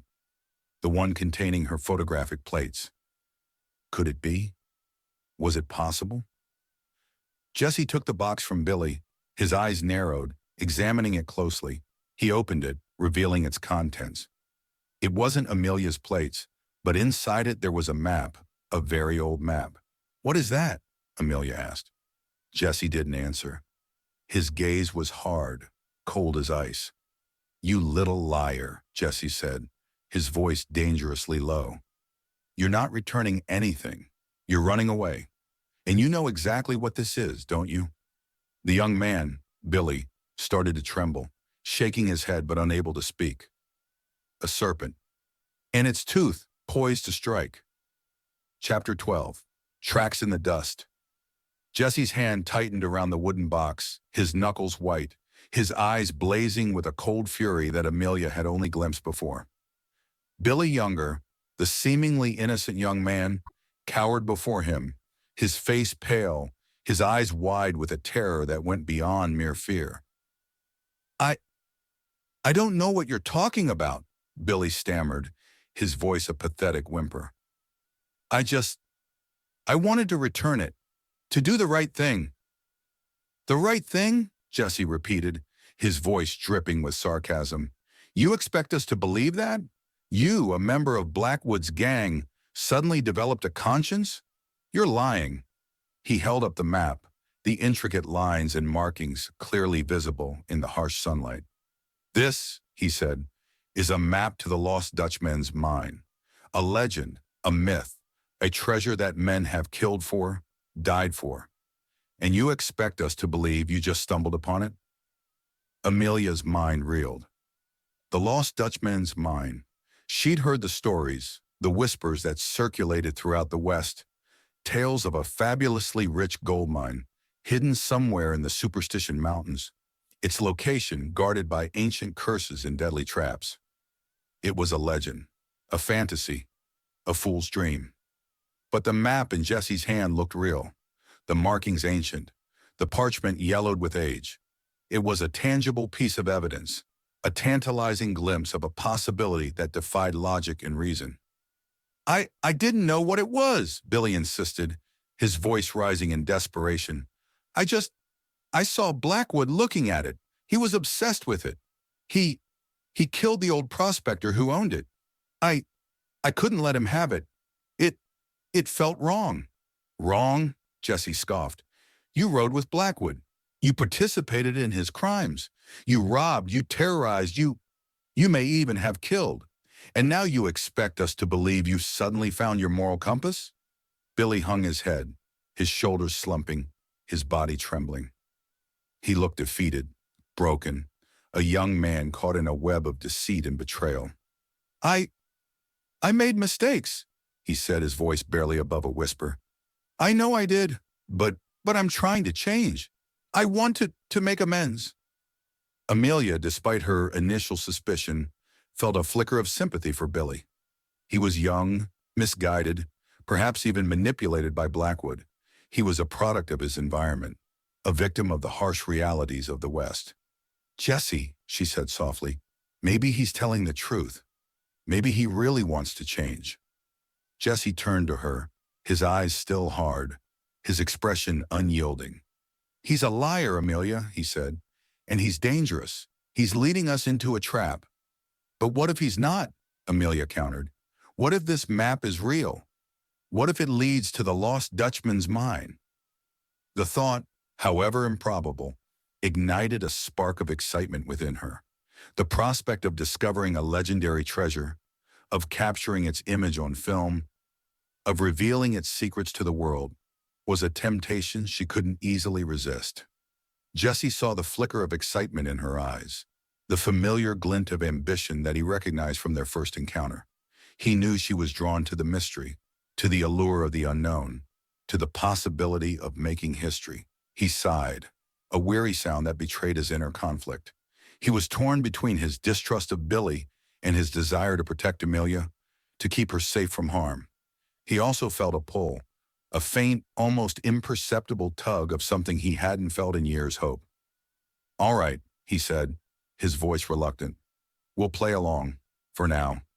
But we do it my way. No risks, no foolishness. And at the first sign of trouble, we're out.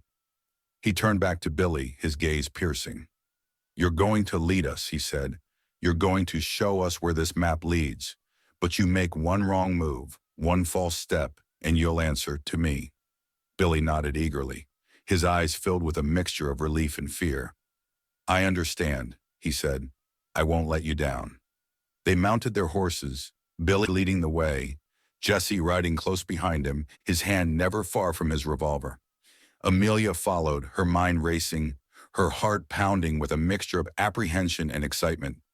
They followed the map, venturing deeper into the rugged terrain, the landscape growing increasingly wild and unforgiving. The tracks in the dust told a story Blackwood's men were ahead of them, pursuing Billy, driven by greed and a thirst for revenge. But there were other tracks, older tracks, overlaid and obscured by the recent passage. Tracks of those who had come before, seeking the same elusive treasure, their hopes and dreams buried beneath the sands of time. As they rode, Amelia couldn't shake the feeling that they were being watched, that they were entering a realm where the boundaries between reality and legend blurred, where the ghosts of the past lingered, guarding their secrets, waiting to claim those who dared to trespass. The desert seemed to hold its breath, anticipating the unfolding drama, the inevitable clash between greed, ambition, and the enduring power of a myth. The game had changed, and now Amelia was afraid of the stakes. Chapter 13. A Cold Trail. The trail, marked by the map in Billy's hesitant guidance, led them through a labyrinth of canyons, across windswept mesas, and into the heart of the Superstition Mountains. The landscape was breathtakingly beautiful, yet brutally unforgiving, a testament to the raw power of nature and the enduring spirit of those who dared to challenge it. The sun beat down mercilessly, baking the rocks and turning the air into a shimmering haze. The silence was oppressive, broken only by the rhythmic breathing of their horses and the occasional cry of a hawk circling overhead. The tracks they followed, both Blackwood's and the older, fainter ones, were a constant reminder of the dangers that lurked ahead and the ghosts that haunted their path. Amelia, despite her growing fatigue and the gnawing sense of unease, found herself captivated by the landscape. She longed to capture its beauty with her camera, to preserve its stark grandeur on film. But Jesse, ever vigilant, allowed her no such luxury. He pushed them onward, driven by a sense of urgency and a deep-seated distrust of Billy. As they rode, Amelia studied Billy, trying to decipher the truth behind his shifting eyes and nervous demeanor. He was a puzzle, a contradiction, a young man caught between a life of crime and a yearning for redemption. She couldn't decide whether he was a victim or a manipulator, a pawn in a larger game or a player in his own right. Jesse, she noticed, remained relentlessly skeptical. He watched Billy with a hawk-like intensity, his hand never far from his revolver, his body constantly tensed, ready to react to any sign of betrayal. He treated Billy with a mixture of suspicion and contempt, his words sharp, his commands curt. How much further? Jesse asked Billy, his voice a low growl. Billy, who had been nervously consulting the map, looked up, his face pale and streaked with sweat. I don't know, he stammered. The map, it's hard to read. The landmarks, they don't always match. Jesse cursed under his breath, his frustration growing. You said you knew the way, he said. You said you could lead us to the mine. I thought I did, Billy said, his voice pleading. But it's been a long time. And Blackwood, he kept the map close. I only saw it a few times. Amelia felt a surge of doubt. Was Billy leading them on a wild goose chase? Was he deliberately misleading them, buying time for Blackwood's men to catch up? Or was he genuinely lost, his memory clouded by fear in the passage of time?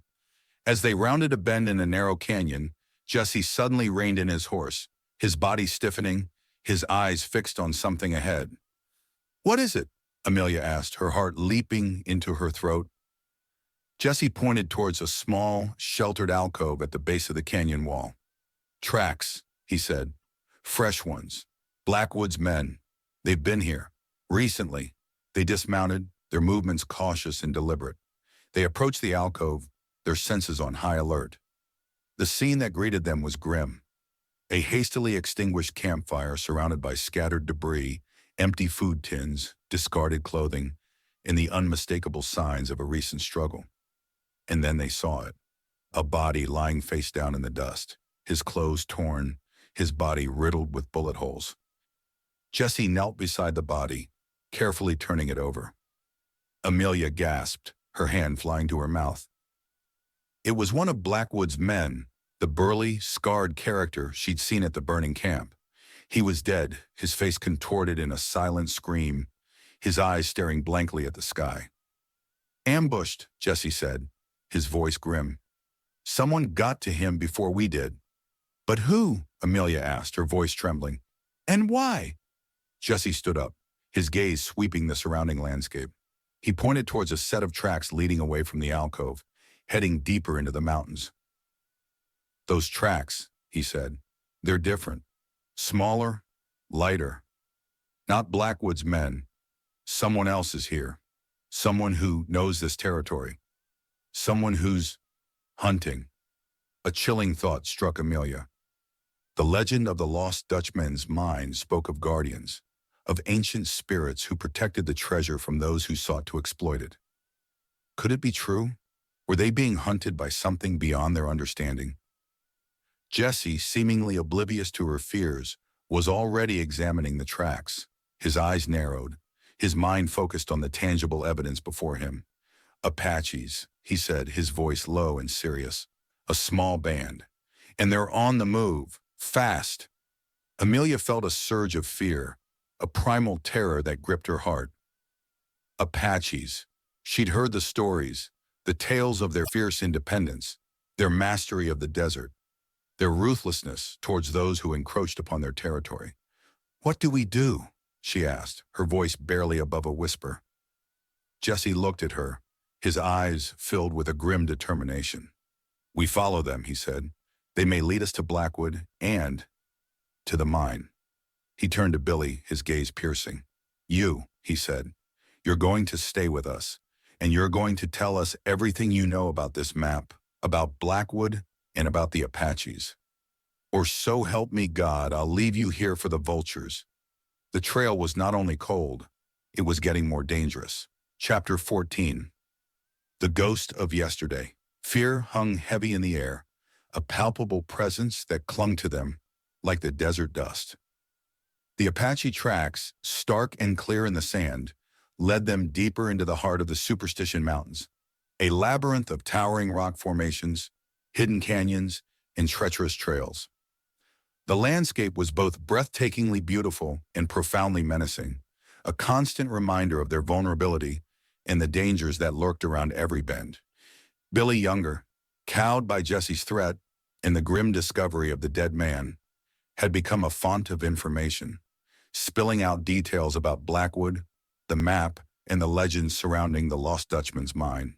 He spoke in a hushed, hurried tone, his eyes darting nervously around, as if expecting an Apache arrow to pierce him at any moment. "Blackwood's been obsessed with the mine for years," Billy said, his voice trembling. "He heard the stories, the legends, and he became convinced it was real. He spent all his time and money searching for it, neglecting his other business." "Other business?" Amelia asked, her eyebrow raised. Billy hesitated, his gaze shifting away. He wasn't always a photographer," he said. "He had other dealings, smuggling mostly." Across the border, Amelia understood. Blackwood was a criminal, a man driven by greed and a ruthless ambition. The photography business was just a front, a cover for his more nefarious activities. "The map," Billy continued, "he stole it from an old prospector named Peralta, killed him for it, said it was the key to the mine, the only way to find it." "Peralta!" Jesse interjected, his voice sharp. "You sure about that name?" Billy nodded. "Yeah, that's what Blackwood said. He said Peralta was a descendant of the original Spanish explorers who discovered the mine. Said the map had been passed down through his family for generations." Jesse was silent for a moment, his gaze fixed on the distant mountains. his mind clearly racing. Amelia sensed a shift in his demeanor, a sudden tension that hadn't been there before. "What is it, Jesse?" she asked. "Do you know something?" He turned to her, his eyes filled with a strange mixture of emotions, surprise, recognition, and a deep, unsettling sadness. "Peralta," he said, his voice low and laced with a pain that Amelia couldn't fully comprehend. "The Peralta family, they were friends of my father. We lived near them in Texas before everything happened." Amelia's heart ached for him. She knew he was referring to the death of his wife, the tragedy that had shattered his life and driven him to become a bounty hunter. The name Peralta had triggered a memory, a painful reminder of a past he had tried to bury. "The Apaches," Billy said, his voice breaking into their thoughts. "Blackwood said they were the guardians of the mine, said they'd kill anyone who tried to find it." "Legends," Amelia said, trying to dismiss the growing fear that gnawed at her. "Just stories." But Jesse shook his head. "Not just stories," he said. "The Apaches are real, and they're fiercely protective of their territory. They believe these mountains are sacred. They won't hesitate to defend them." They rode on, the silence punctuated only by the rhythmic breathing of their horses and the crunch of their hooves on the rocky ground. The Apache tracks led them higher into the mountains, the terrain growing increasingly steep and treacherous. As they rounded a bend in a narrow canyon, Jesse suddenly stopped, his hand raised, signaling them to halt. "What is it?" Amelia whispered, her heart pounding. Jesse pointed towards a rock overhang ahead of them. "Smoke," he said. "A small fire. Someone's there." They dismounted, tethering their horses in a sheltered alcove. Jesse, his revolver drawn, moved forward cautiously, using the rocks as cover. Amelia followed close behind, Billy trailing nervously in their wake. As they neared the overhang, they could hear voices, speaking in a language Amelia didn't understand. It was Apache, guttural and melodic, filled with an ancient power that sent a shiver down her spine. Jesse peered around the edge of the rock, his body tense, his eyes narrowed. He motioned for Amelia to stay back. Then he stepped out into the open, his revolver held steady, his voice calm and surprisingly respectful. "Halt!" he shouted. "We mean you no harm." The voices stopped abruptly. A moment of silence thick with tension hung in the air. Then, 3 figures emerged from behind the overhang. They were Apaches, 2 men and a woman, their faces painted in striking patterns. Their bodies lean and muscular, their eyes dark and piercing. They were armed with bows and arrows and knives, their posture wary, but not overtly hostile. The woman stepped forward, her gaze fixed on Jesse. She spoke in broken English, her voice surprisingly soft, yet filled with an undeniable authority. "Who are you?" she asked. "And what do you want in our land?" Jesse lowered his revolver slightly, but kept it ready. "We're travelers," he said. "We're looking for someone, a man named Blackwood." The woman's eyes narrowed. "Blackwood," she repeated, the name sounding like a curse on her lips. "He is a serpent. He defiles our sacred ground. He seeks the forbidden treasure." "We know," Jesse said. "We're trying to stop him." The woman studied him for a long moment, her gaze searching, assessing. She seemed to be weighing his words, judging his sincerity. "And the boy?" she asked, her eyes shifting to Billy, who cowered behind Jesse, his face pale with terror. "He rode with Blackwood," Jesse said, "but he betrayed him. He stole the map." The woman's gaze turned to the map clutched in Jesse's hand. Her eyes widened slightly, a flicker of recognition, perhaps even surprise, crossing her face. "The map of Peralta," she said, her voice barely above a whisper. "It has returned." Jesse's past, the Apache present, and a map that can define or destroy their future. Chapter 15. Where the River Bends. The woman's words, "The map of Peralta, it has returned," hung in the air, heavy with unspoken meaning. Jesse, his hands still gripping the map, felt a jolt of recognition, a connection to a past he thought long buried. The Apache woman, her eyes fixed on the map, seemed to be looking beyond the parchment and ink, seeing something deeper, something more profound. "You know of the map?" Jesse asked, his voice cautious. The woman nodded, her gaze unwavering. "It is a story told among our people," she said. "A story of greed, of betrayal, of a treasure that brings only sorrow." She stepped closer, her eyes examining the map with an intensity that made Amelia feel uneasy. She traced the lines and markings with a slender finger, her touch surprisingly gentle. "This map," she said, "it leads to a place of great power, a place where the spirits dwell, a place that should not be disturbed." "The lost Dutchman's mine," Amelia said, her voice barely above a whisper. The woman turned her gaze to Amelia, her eyes dark and piercing. "The white man calls it that," she said. "We call it the Weeping Woman, a place of tears, a place of death." A chill ran down Amelia's spine. The legend, the myth, was taking on a new dimension, a reality that was both terrifying and alluring. "Blackwood seeks this treasure," Jesse said. "He will stop at nothing to find it." The woman nodded. "He is driven by a darkness," she said, "a greed that consumes him. He will bring only destruction." "We want to stop him," Amelia said. "We want to protect this place." The woman studied her for a long moment, her gaze searching, assessing. She seemed to be weighing Amelia's words, judging her sincerity. "Why?" she asked. "Why do you care? You are not of our people. This is not your fight." Amelia hesitated, searching for the right words. It's about more than just the treasure," she said. "It's about respect. Respect for the land, respect for the past, respect for things that are sacred." The woman seemed to consider her answer. Then she turned her gaze back to Jesse.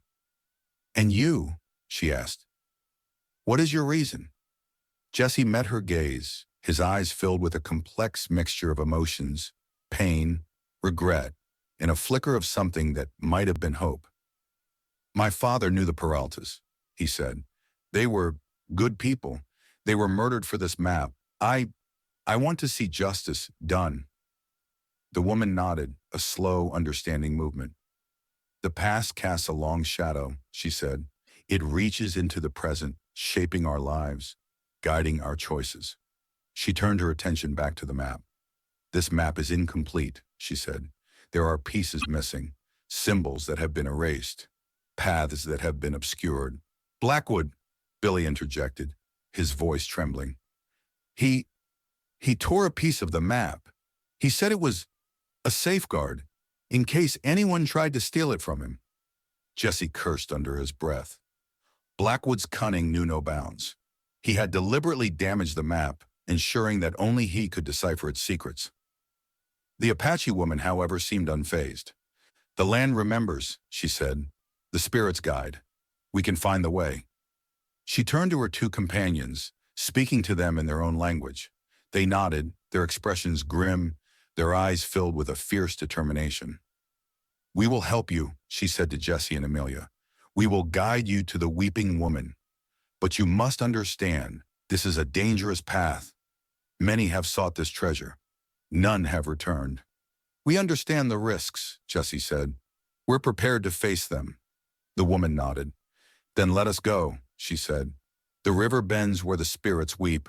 That is where the path begins." They set off, the Apaches leading the way, their movements swift and silent, their knowledge of the terrain unmatched. Jesse and Amelia followed, Billy trailing behind them, his fear palpable. As they rode, Amelia found herself reflecting on the unexpected turn of events. They had come to the West seeking a treasure, a legend, a myth, but they had found something more, a connection to the past, a glimpse into a different culture, a confrontation with their own demons. The landscape grew increasingly rugged, the mountains towering above them, the canyons plunging below. The air was thick with a sense of mystery, a feeling of being watched, of being guided by forces beyond their comprehension. The river where it started its bend was a mystery itself, a ghost coming from a distant place, a place where the truth was waiting for them. They followed the river's course, its waters reflecting the fading light. The river seemed to know. The river seemed to wait. Chapter 16. A Promise in the Wind.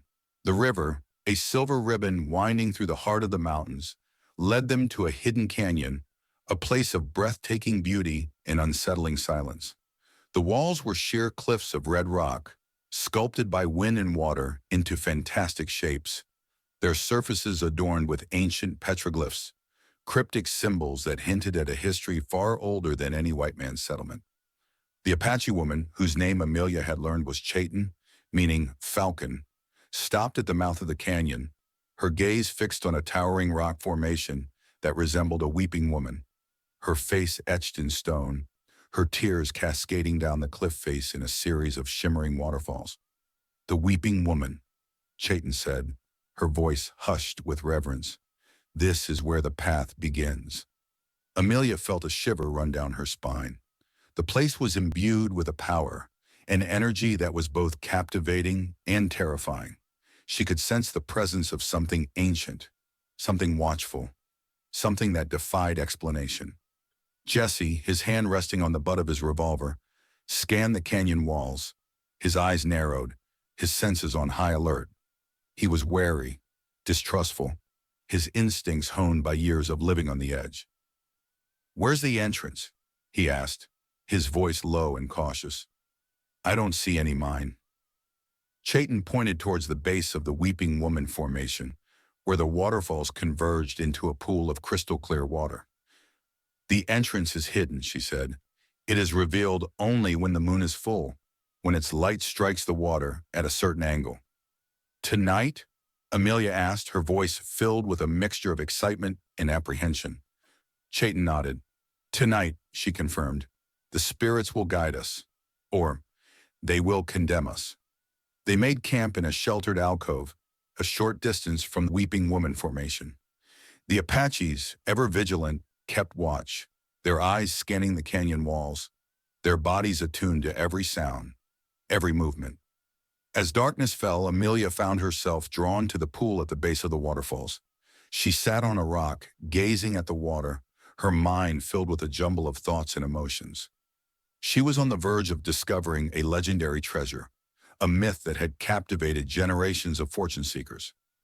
But she was also on the verge of confronting something far more profound, something that challenged her understanding of the world and her place within it. Jesse joined her, his presence a comforting reassurance in the growing darkness.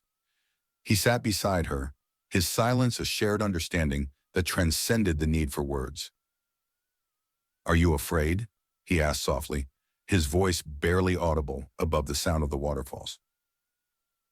Amelia hesitated, then nodded. "Yes," she admitted, "but I'm also excited and curious."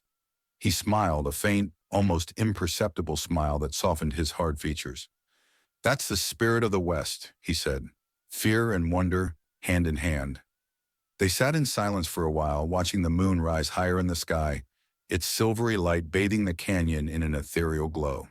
The air grew cooler, carrying the scent of pine and damp earth.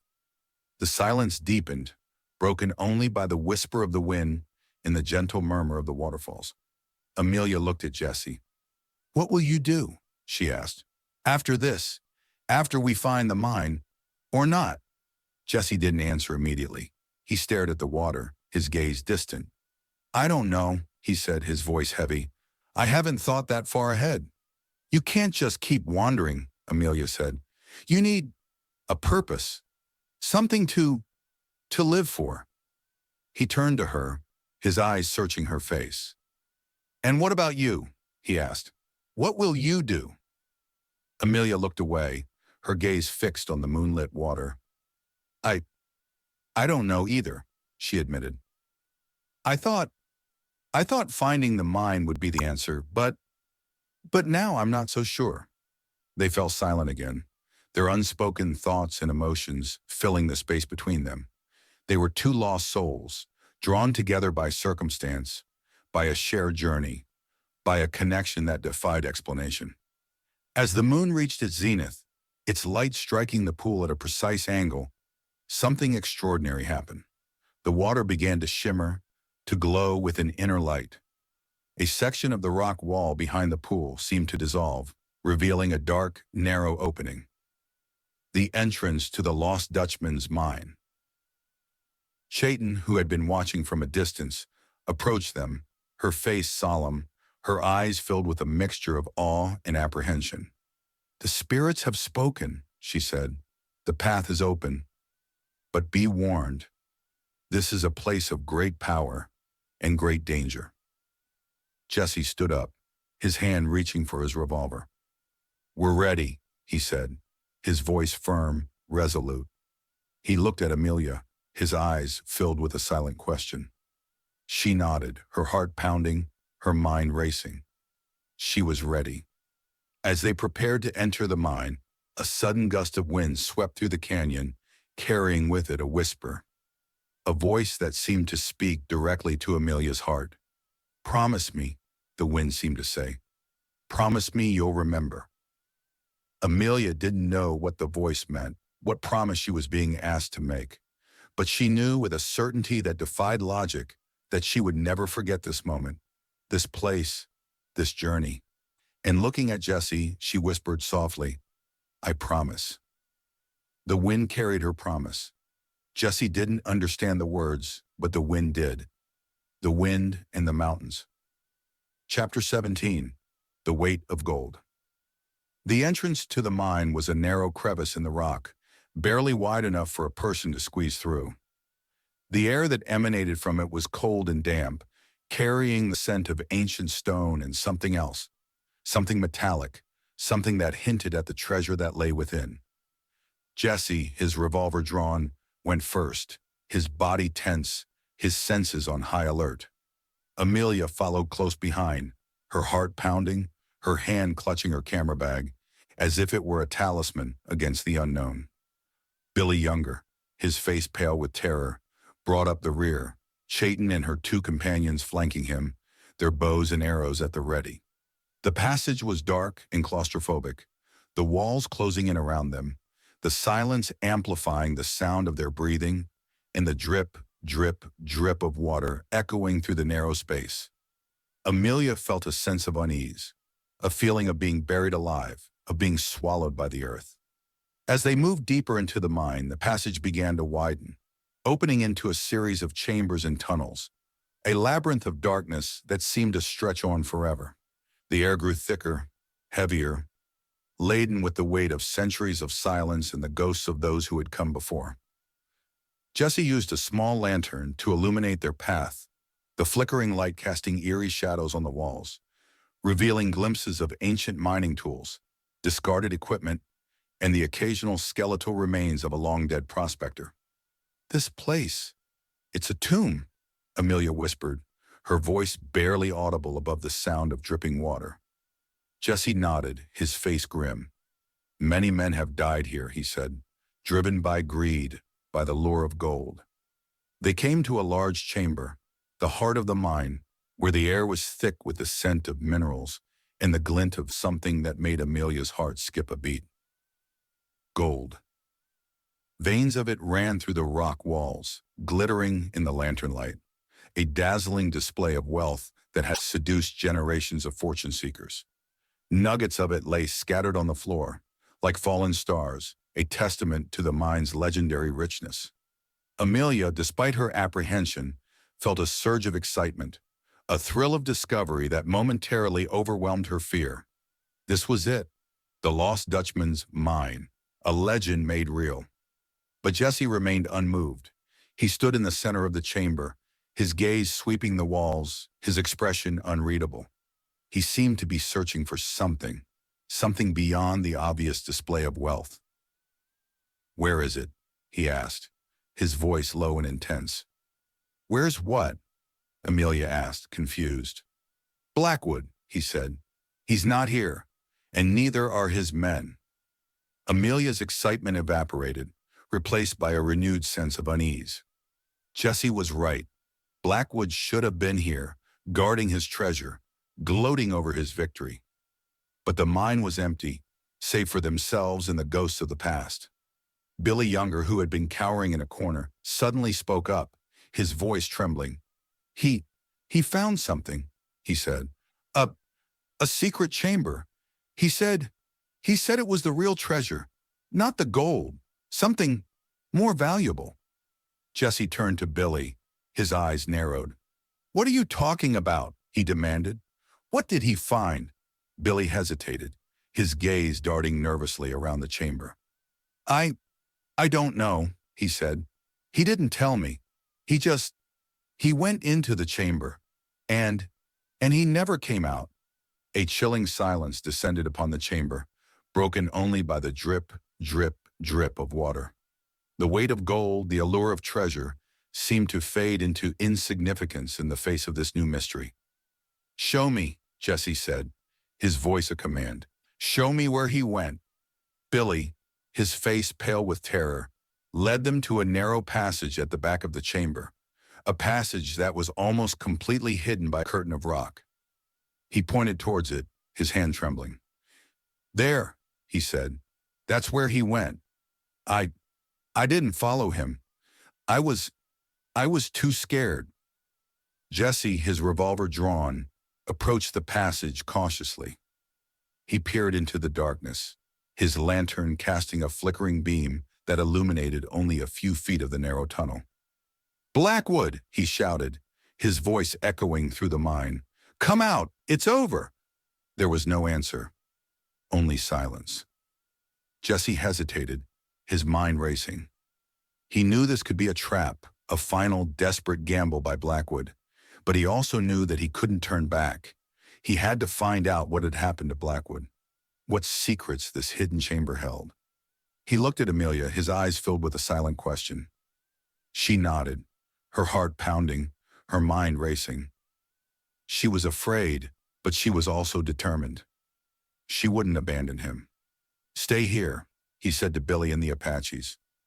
Guard the entrance. If we're not back in an hour, get out. Save yourselves. Then without another word, he stepped into the darkness, Amelia following close behind. The gold seemed to scream. The mine seemed to wait. Chapter 18, Between Two Worlds. The narrow passage twisted and turned, descending deeper into the earth, the air growing colder and damper, the silence more profound. Amelia felt a sense of claustrophobia, a feeling of being swallowed by the darkness, of being cut off from the world above. Jesse moved slowly, cautiously, his lantern casting a flickering beam that illuminated only a few feet ahead, his revolver held ready, his senses on high alert. He was wary, distrustful, expecting an ambush at any moment. Amelia, following close behind, clutched her camera bag, her heart pounding, her mind racing. She was terrified, but she was also strangely exhilarated. She was on the verge of uncovering a mystery, of confronting something unknown, something that could change their lives forever. As they rounded a bend in the passage, they saw a faint light ahead, a dim glow that emanated from a chamber at the end of the tunnel. They approached cautiously, their footsteps muffled by the soft earth. The chamber was small and circular, its walls lined with smooth, polished stone. In the center of the chamber, a single shaft of light pierced the darkness from a hole in the ceiling, illuminating a pedestal on which rested a single object. It wasn't gold, it wasn't jewels. It was a skull, a human skull, its empty sockets staring blankly at the ceiling, its jaw set in a silent scream. Amelia gasped, her hand flying to her mouth. She felt a wave of nausea, a surge of revulsion and terror. Jesse, however, seemed unfazed. He approached the pedestal, his gaze fixed on the skull, his expression unreadable. He reached out and touched it, his fingers tracing the contours of the bone. It's Peralta, he said, his voice low and filled with a profound sadness. The original Peralta, the one who discovered the mine. Amelia stared at the skull, her mind reeling. This was the end of the legend, the final resting place of the man whose treasure had driven so many to their deaths. It was a grim, sobering sight. But then she noticed something else. Behind the pedestal, etched into the wall of the chamber, was a series of symbols, intricate patterns that resembled the petroglyphs they had seen outside the mine. Jesse, she said, her voice trembling, look. Jesse turned his gaze to the wall, his eyes widening in surprise. He recognized the symbols. They were Apache, ancient markings that told a story, a warning. He reached into his saddlebag and pulled out the leather-bound journal he carried, the one Amelia had seen earlier. He flipped it through the pages, his fingers tracing the handwritten notes and sketches. "My father," he said, his voice barely above a whisper. He knew about this. He wrote about it. He said the mine was cursed, that it brought only sorrow and death. He looked at Amelia, his eyes filled with a mixture of understanding and despair. "The treasure, it's not gold," he said. It's knowledge, a warning, a secret that should have remained buried." He pointed to the symbols on the wall. "This," he said, "is the real treasure. The story of the mine, the truth about its curse. The Apaches, they knew. They tried to protect it, but greed always wins. In the end." As he spoke, the ground beneath them began to tremble, a low rumbling sound that echoed through the chamber. The walls shook, dust and small stones raining down from the ceiling. "We need to get out of here," Jesse said, his voice urgent. "This place, it's unstable. It's collapsing." They turned to leave, but as they did, a figure emerged from the shadows at the entrance to the chamber. It was Blackwood, his clothes torn and covered in dust, his face streaked with dirt and blood, his eyes burning with a madness that sent a chill down Amelia's spine. "You!" he screamed, his voice hoarse and ragged. "You followed me. You want my treasure." He lunged at Jesse, his hands outstretched, his fingers like claws. Jesse sidestepped the attack, but Blackwood was relentless. He grabbed Jesse's arm, wrestling him for the revolver. They struggled, their bodies locked in a desperate embrace, the ground trembling beneath them, the walls of the chamber groaning and cracking. Amelia, watching in horror, knew she had to do something. She couldn't let Blackwood kill Jesse. She couldn't let him win. She reached into her camera bag and pulled out the only weapon she had, her flashpan.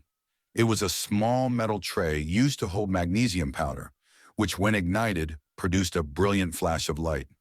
It was used for indoor photography, but in this desperate situation, it was her only hope.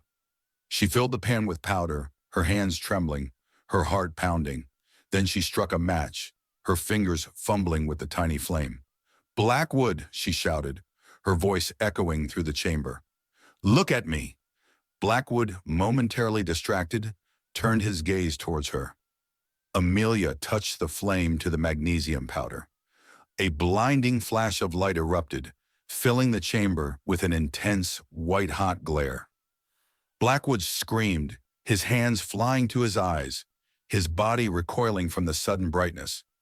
Jesse, taking advantage of the distraction, wrenched himself free from Blackwood's grasp. He delivered a powerful blow to Blackwood's jaw, sending him sprawling to the ground, unconscious. The chamber continued to tremble, the rumbling growing louder, the cracks in the walls widening. "Let's go!" Jesse shouted, grabbing Amelia's arm. "Now!" They ran, stumbling through the darkness, the mine collapsing around them.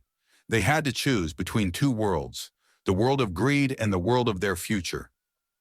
They had to make a choice, fast. Chapter 19, The Edge of Forever.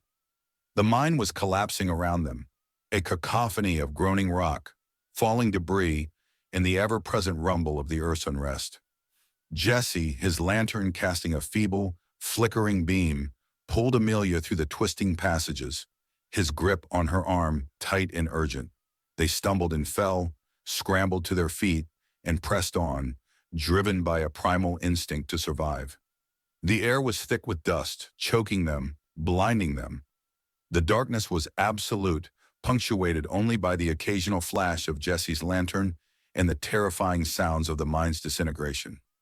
Amelia felt a sense of panic, a feeling of being trapped in a nightmare, of being buried alive. "Jesse," she cried out, her voice hoarse and ragged. I can't breathe." He stopped, turning to her, his face barely visible in the dim light. He pulled a bandana from his pocket and tied it around her face, covering her nose and mouth. "Keep going," he said, his voice muffled by his own bandana. "We're almost there." They pressed on, their bodies aching, their lungs burning, their minds focused on a single, desperate goal escape. As they reached the main chamber, where they had first seen the veins of gold, they were met with a scene of utter devastation. The roof had collapsed, huge chunks of rock blocking their path, the air thick with dust and the smell of sulfur. "The entrance!" Amelia shouted, pointing towards the far side of the chamber. "It's blocked!" Jesse cursed under his breath, his eyes scanning the debris, searching for a way through. There was none. They were trapped. He turned to Amelia, his face grim, his eyes filled with a mixture of despair and resignation. "It's over," he said, his voice barely above a whisper. "We're not getting out." Amelia refused to accept it. She couldn't believe that this was how it would end, buried alive in a collapsing mine, their dreams and their hopes crushed beneath tons of rock. "No!" she cried out, her voice filled with a desperate defiance. "There has to be another way. There has to be." She remembered Chayton's words, the Apache woman's warning. "The spirits will guide us, or they will condemn us." She looked around the chamber, her eyes searching for a sign, a clue, anything that might offer a glimmer of hope. And then she saw it. A faint light emanating from a narrow crevice in the rock wall, a crevice that hadn't been there before. It was a small, almost imperceptible glow, but it was there, a beacon in the darkness. "Jesse!" she shouted, pointing towards a crevice. "Look, there! There's another passage!" Jesse followed her gaze, his eyes widening in surprise. He approached the crevice cautiously, his lantern held high. It was a narrow opening, barely wide enough for a person to squeeze through. But it was there. A passage, a tunnel, a possible escape route. "How?" he starts. "The Apaches," Amelia said. "Chayton said the land remembers, the spirits guide." Without another word, Jesse began to clear away the loose rocks and debris that partially blocked the entrance. He worked quickly, frantically, his hands bleeding, his muscles straining. Finally, the opening was clear enough. Jesse turned to Amelia, his face streaked with dirt and sweat, his eyes filled with a desperate hope. "Go," he said. "Go now. I'll follow." Amelia hesitated, her heart torn. She didn't want to leave him, but she knew he was right. They couldn't both stay. She squeezed through the narrow opening, her body scraping against the rough rock, her lungs gasping for air. She found herself in another tunnel, smaller and narrower than the previous one, but leading upwards towards the surface. She turned back to Jesse, her hand outstretched. "Come on," she urged. "Hurry!" He was about to follow her when a sudden tremor shook the chamber, a violent earthquake that sent a shower of rocks and debris crashing down from the ceiling.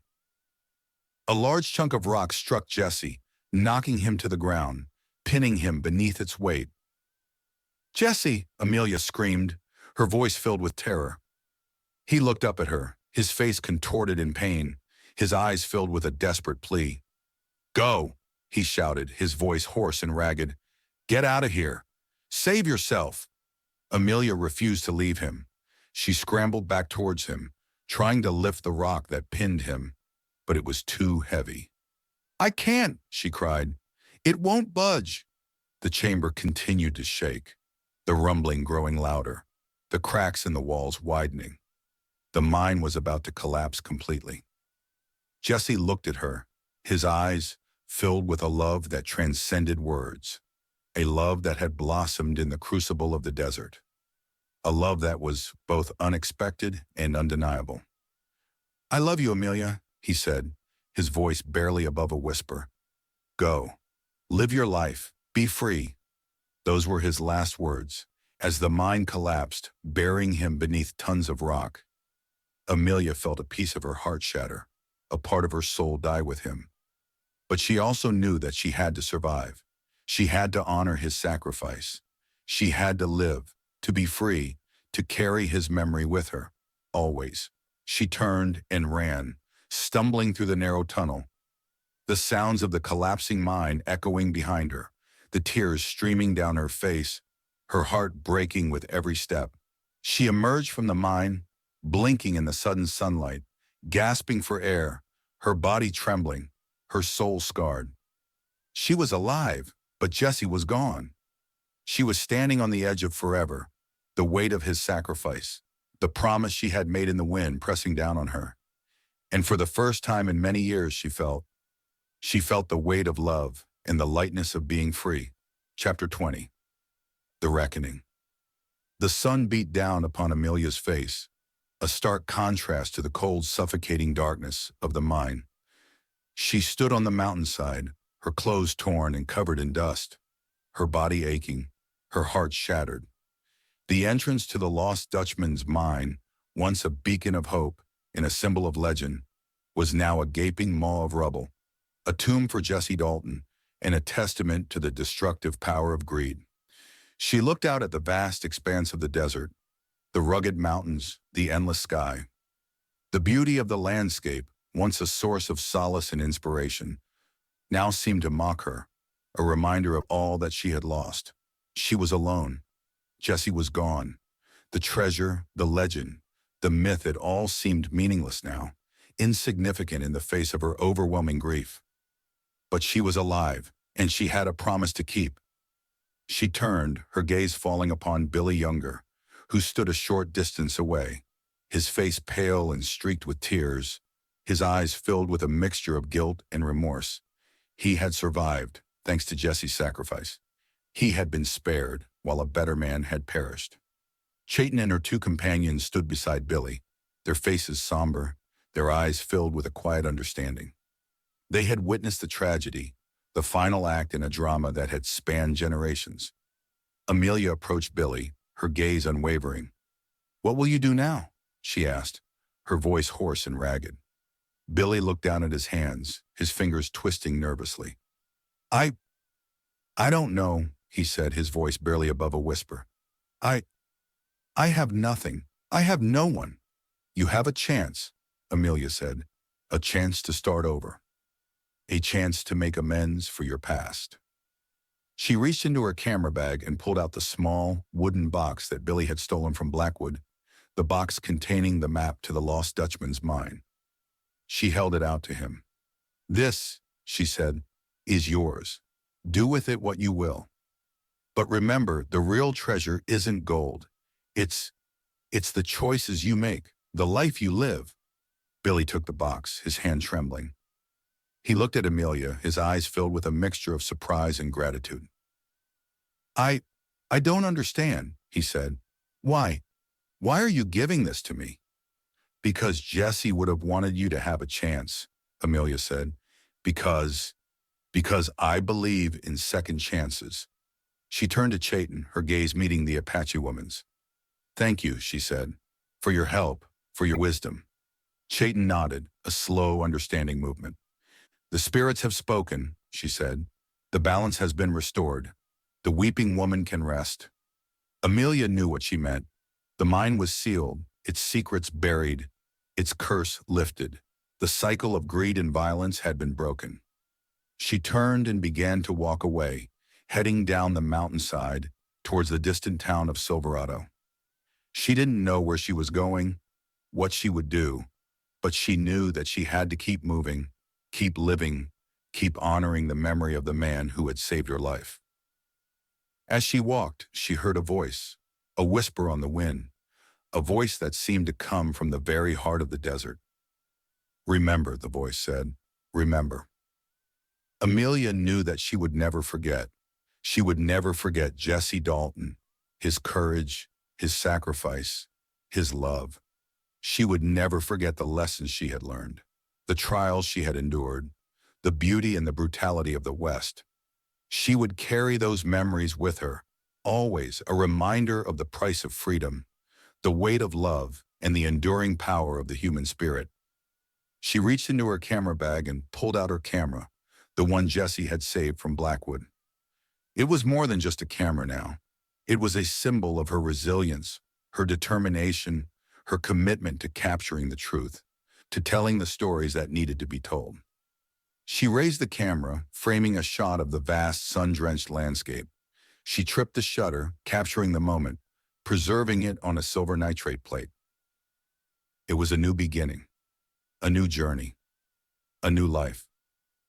The sun was setting, and it was time for her reckoning. She would live. She would be free.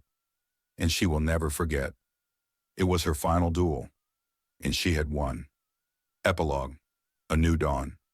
5 years had passed since the collapse of the Lost Dutchman's mine.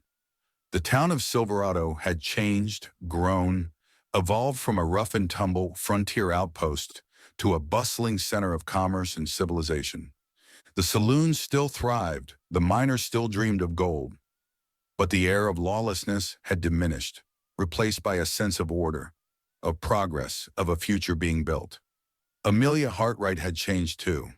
The lines of her face had deepened, etched by time, by loss, by the enduring weight of memories.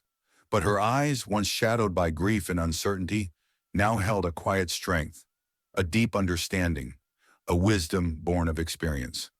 She stood on the porch of her photography studio, a modest but thriving business that had become a landmark in Silverado. Her photographs, once known for their stark beauty and unflinching realism, now carried a new dimension, a depth of emotion, a sensitivity to the human condition that resonated with viewers across the country. She had become a storyteller, a chronicler of the West, not just capturing its landscapes and its people, but revealing its soul, its secrets, its enduring spirit. She looked out at the street, watching the bustling activity, the horse-drawn carriages, the well-dressed townsfolk, the children playing in the dusty road. It was a scene of life, of vibrancy, of a future unfolding. A young man approached her, his face familiar, his eyes filled with a quiet confidence that hadn't been there before. It was Billy Younger, no longer the frightened, lost boy she had met in the Superstition Mountains. He was dressed in clean, simple clothes, his hair neatly trimmed, his posture straight and proud.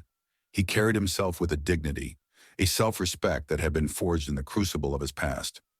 "Miss Hartright," he said, his voice respectful, "it's good to see you." Amelia smiled, a genuine smile that reached her eyes. "Billy," she said, "it's good to see you too. What brings you to Silverado?" I came to thank you," he said, for everything, for giving me a second chance." He reached into his pocket and pulled out a small, worn leather pouch. He held it out to Amelia. "This," he said, "it's for you. It's all I have, but I want you to have it." Amelia took the pouch, her fingers brushing against his. She opened it, revealing its contents. It wasn't gold. It wasn't jewels. It was a handful of small, polished stones, each one a different color, each one reflecting the light in a unique and beautiful way. They're from the river," Billy said. "The river where we found the map. I collected them. They remind me of him, of Mr. Dalton." Amelia's eyes filled with tears, her heart aching with a familiar pang of grief. But it was a grief tempered by gratitude, by the knowledge that Jessie's memory lived on, not just in her heart, but in the hearts of others. "Thank you, Billy," she said, her voice choked with emotion. They're beautiful." I'm working on a ranch now," Billy said, changing the subject. "Near the border. It's honest work. I'm learning a lot." "I'm glad, Billy," Amelia said. "I'm proud of you." He smiled, a shy, hesitant smile that revealed a glimpse of the boy he once was. I owe it all to you," he said, "and to him." He turned and walked away, disappearing into the crowd, becoming a part of the bustling life of Silverado. Amelia watched him go, her heart filled with a mixture of sadness and hope. She looked down at the stones in her hand, their smooth surfaces cool against her skin. They were a reminder of the past, of the journey she had taken, of the losses she had endured, of the love she had found and lost. But they were also a symbol of the future, of the possibilities that still lay ahead. of the enduring power of the human spirit to heal, to grow, to find beauty and meaning even in the face of tragedy. She closed her hand around the stones, holding them tight, a silent promise to remember, to honor, to live. She turned and went back inside her studio, the scent of chemicals and paper fill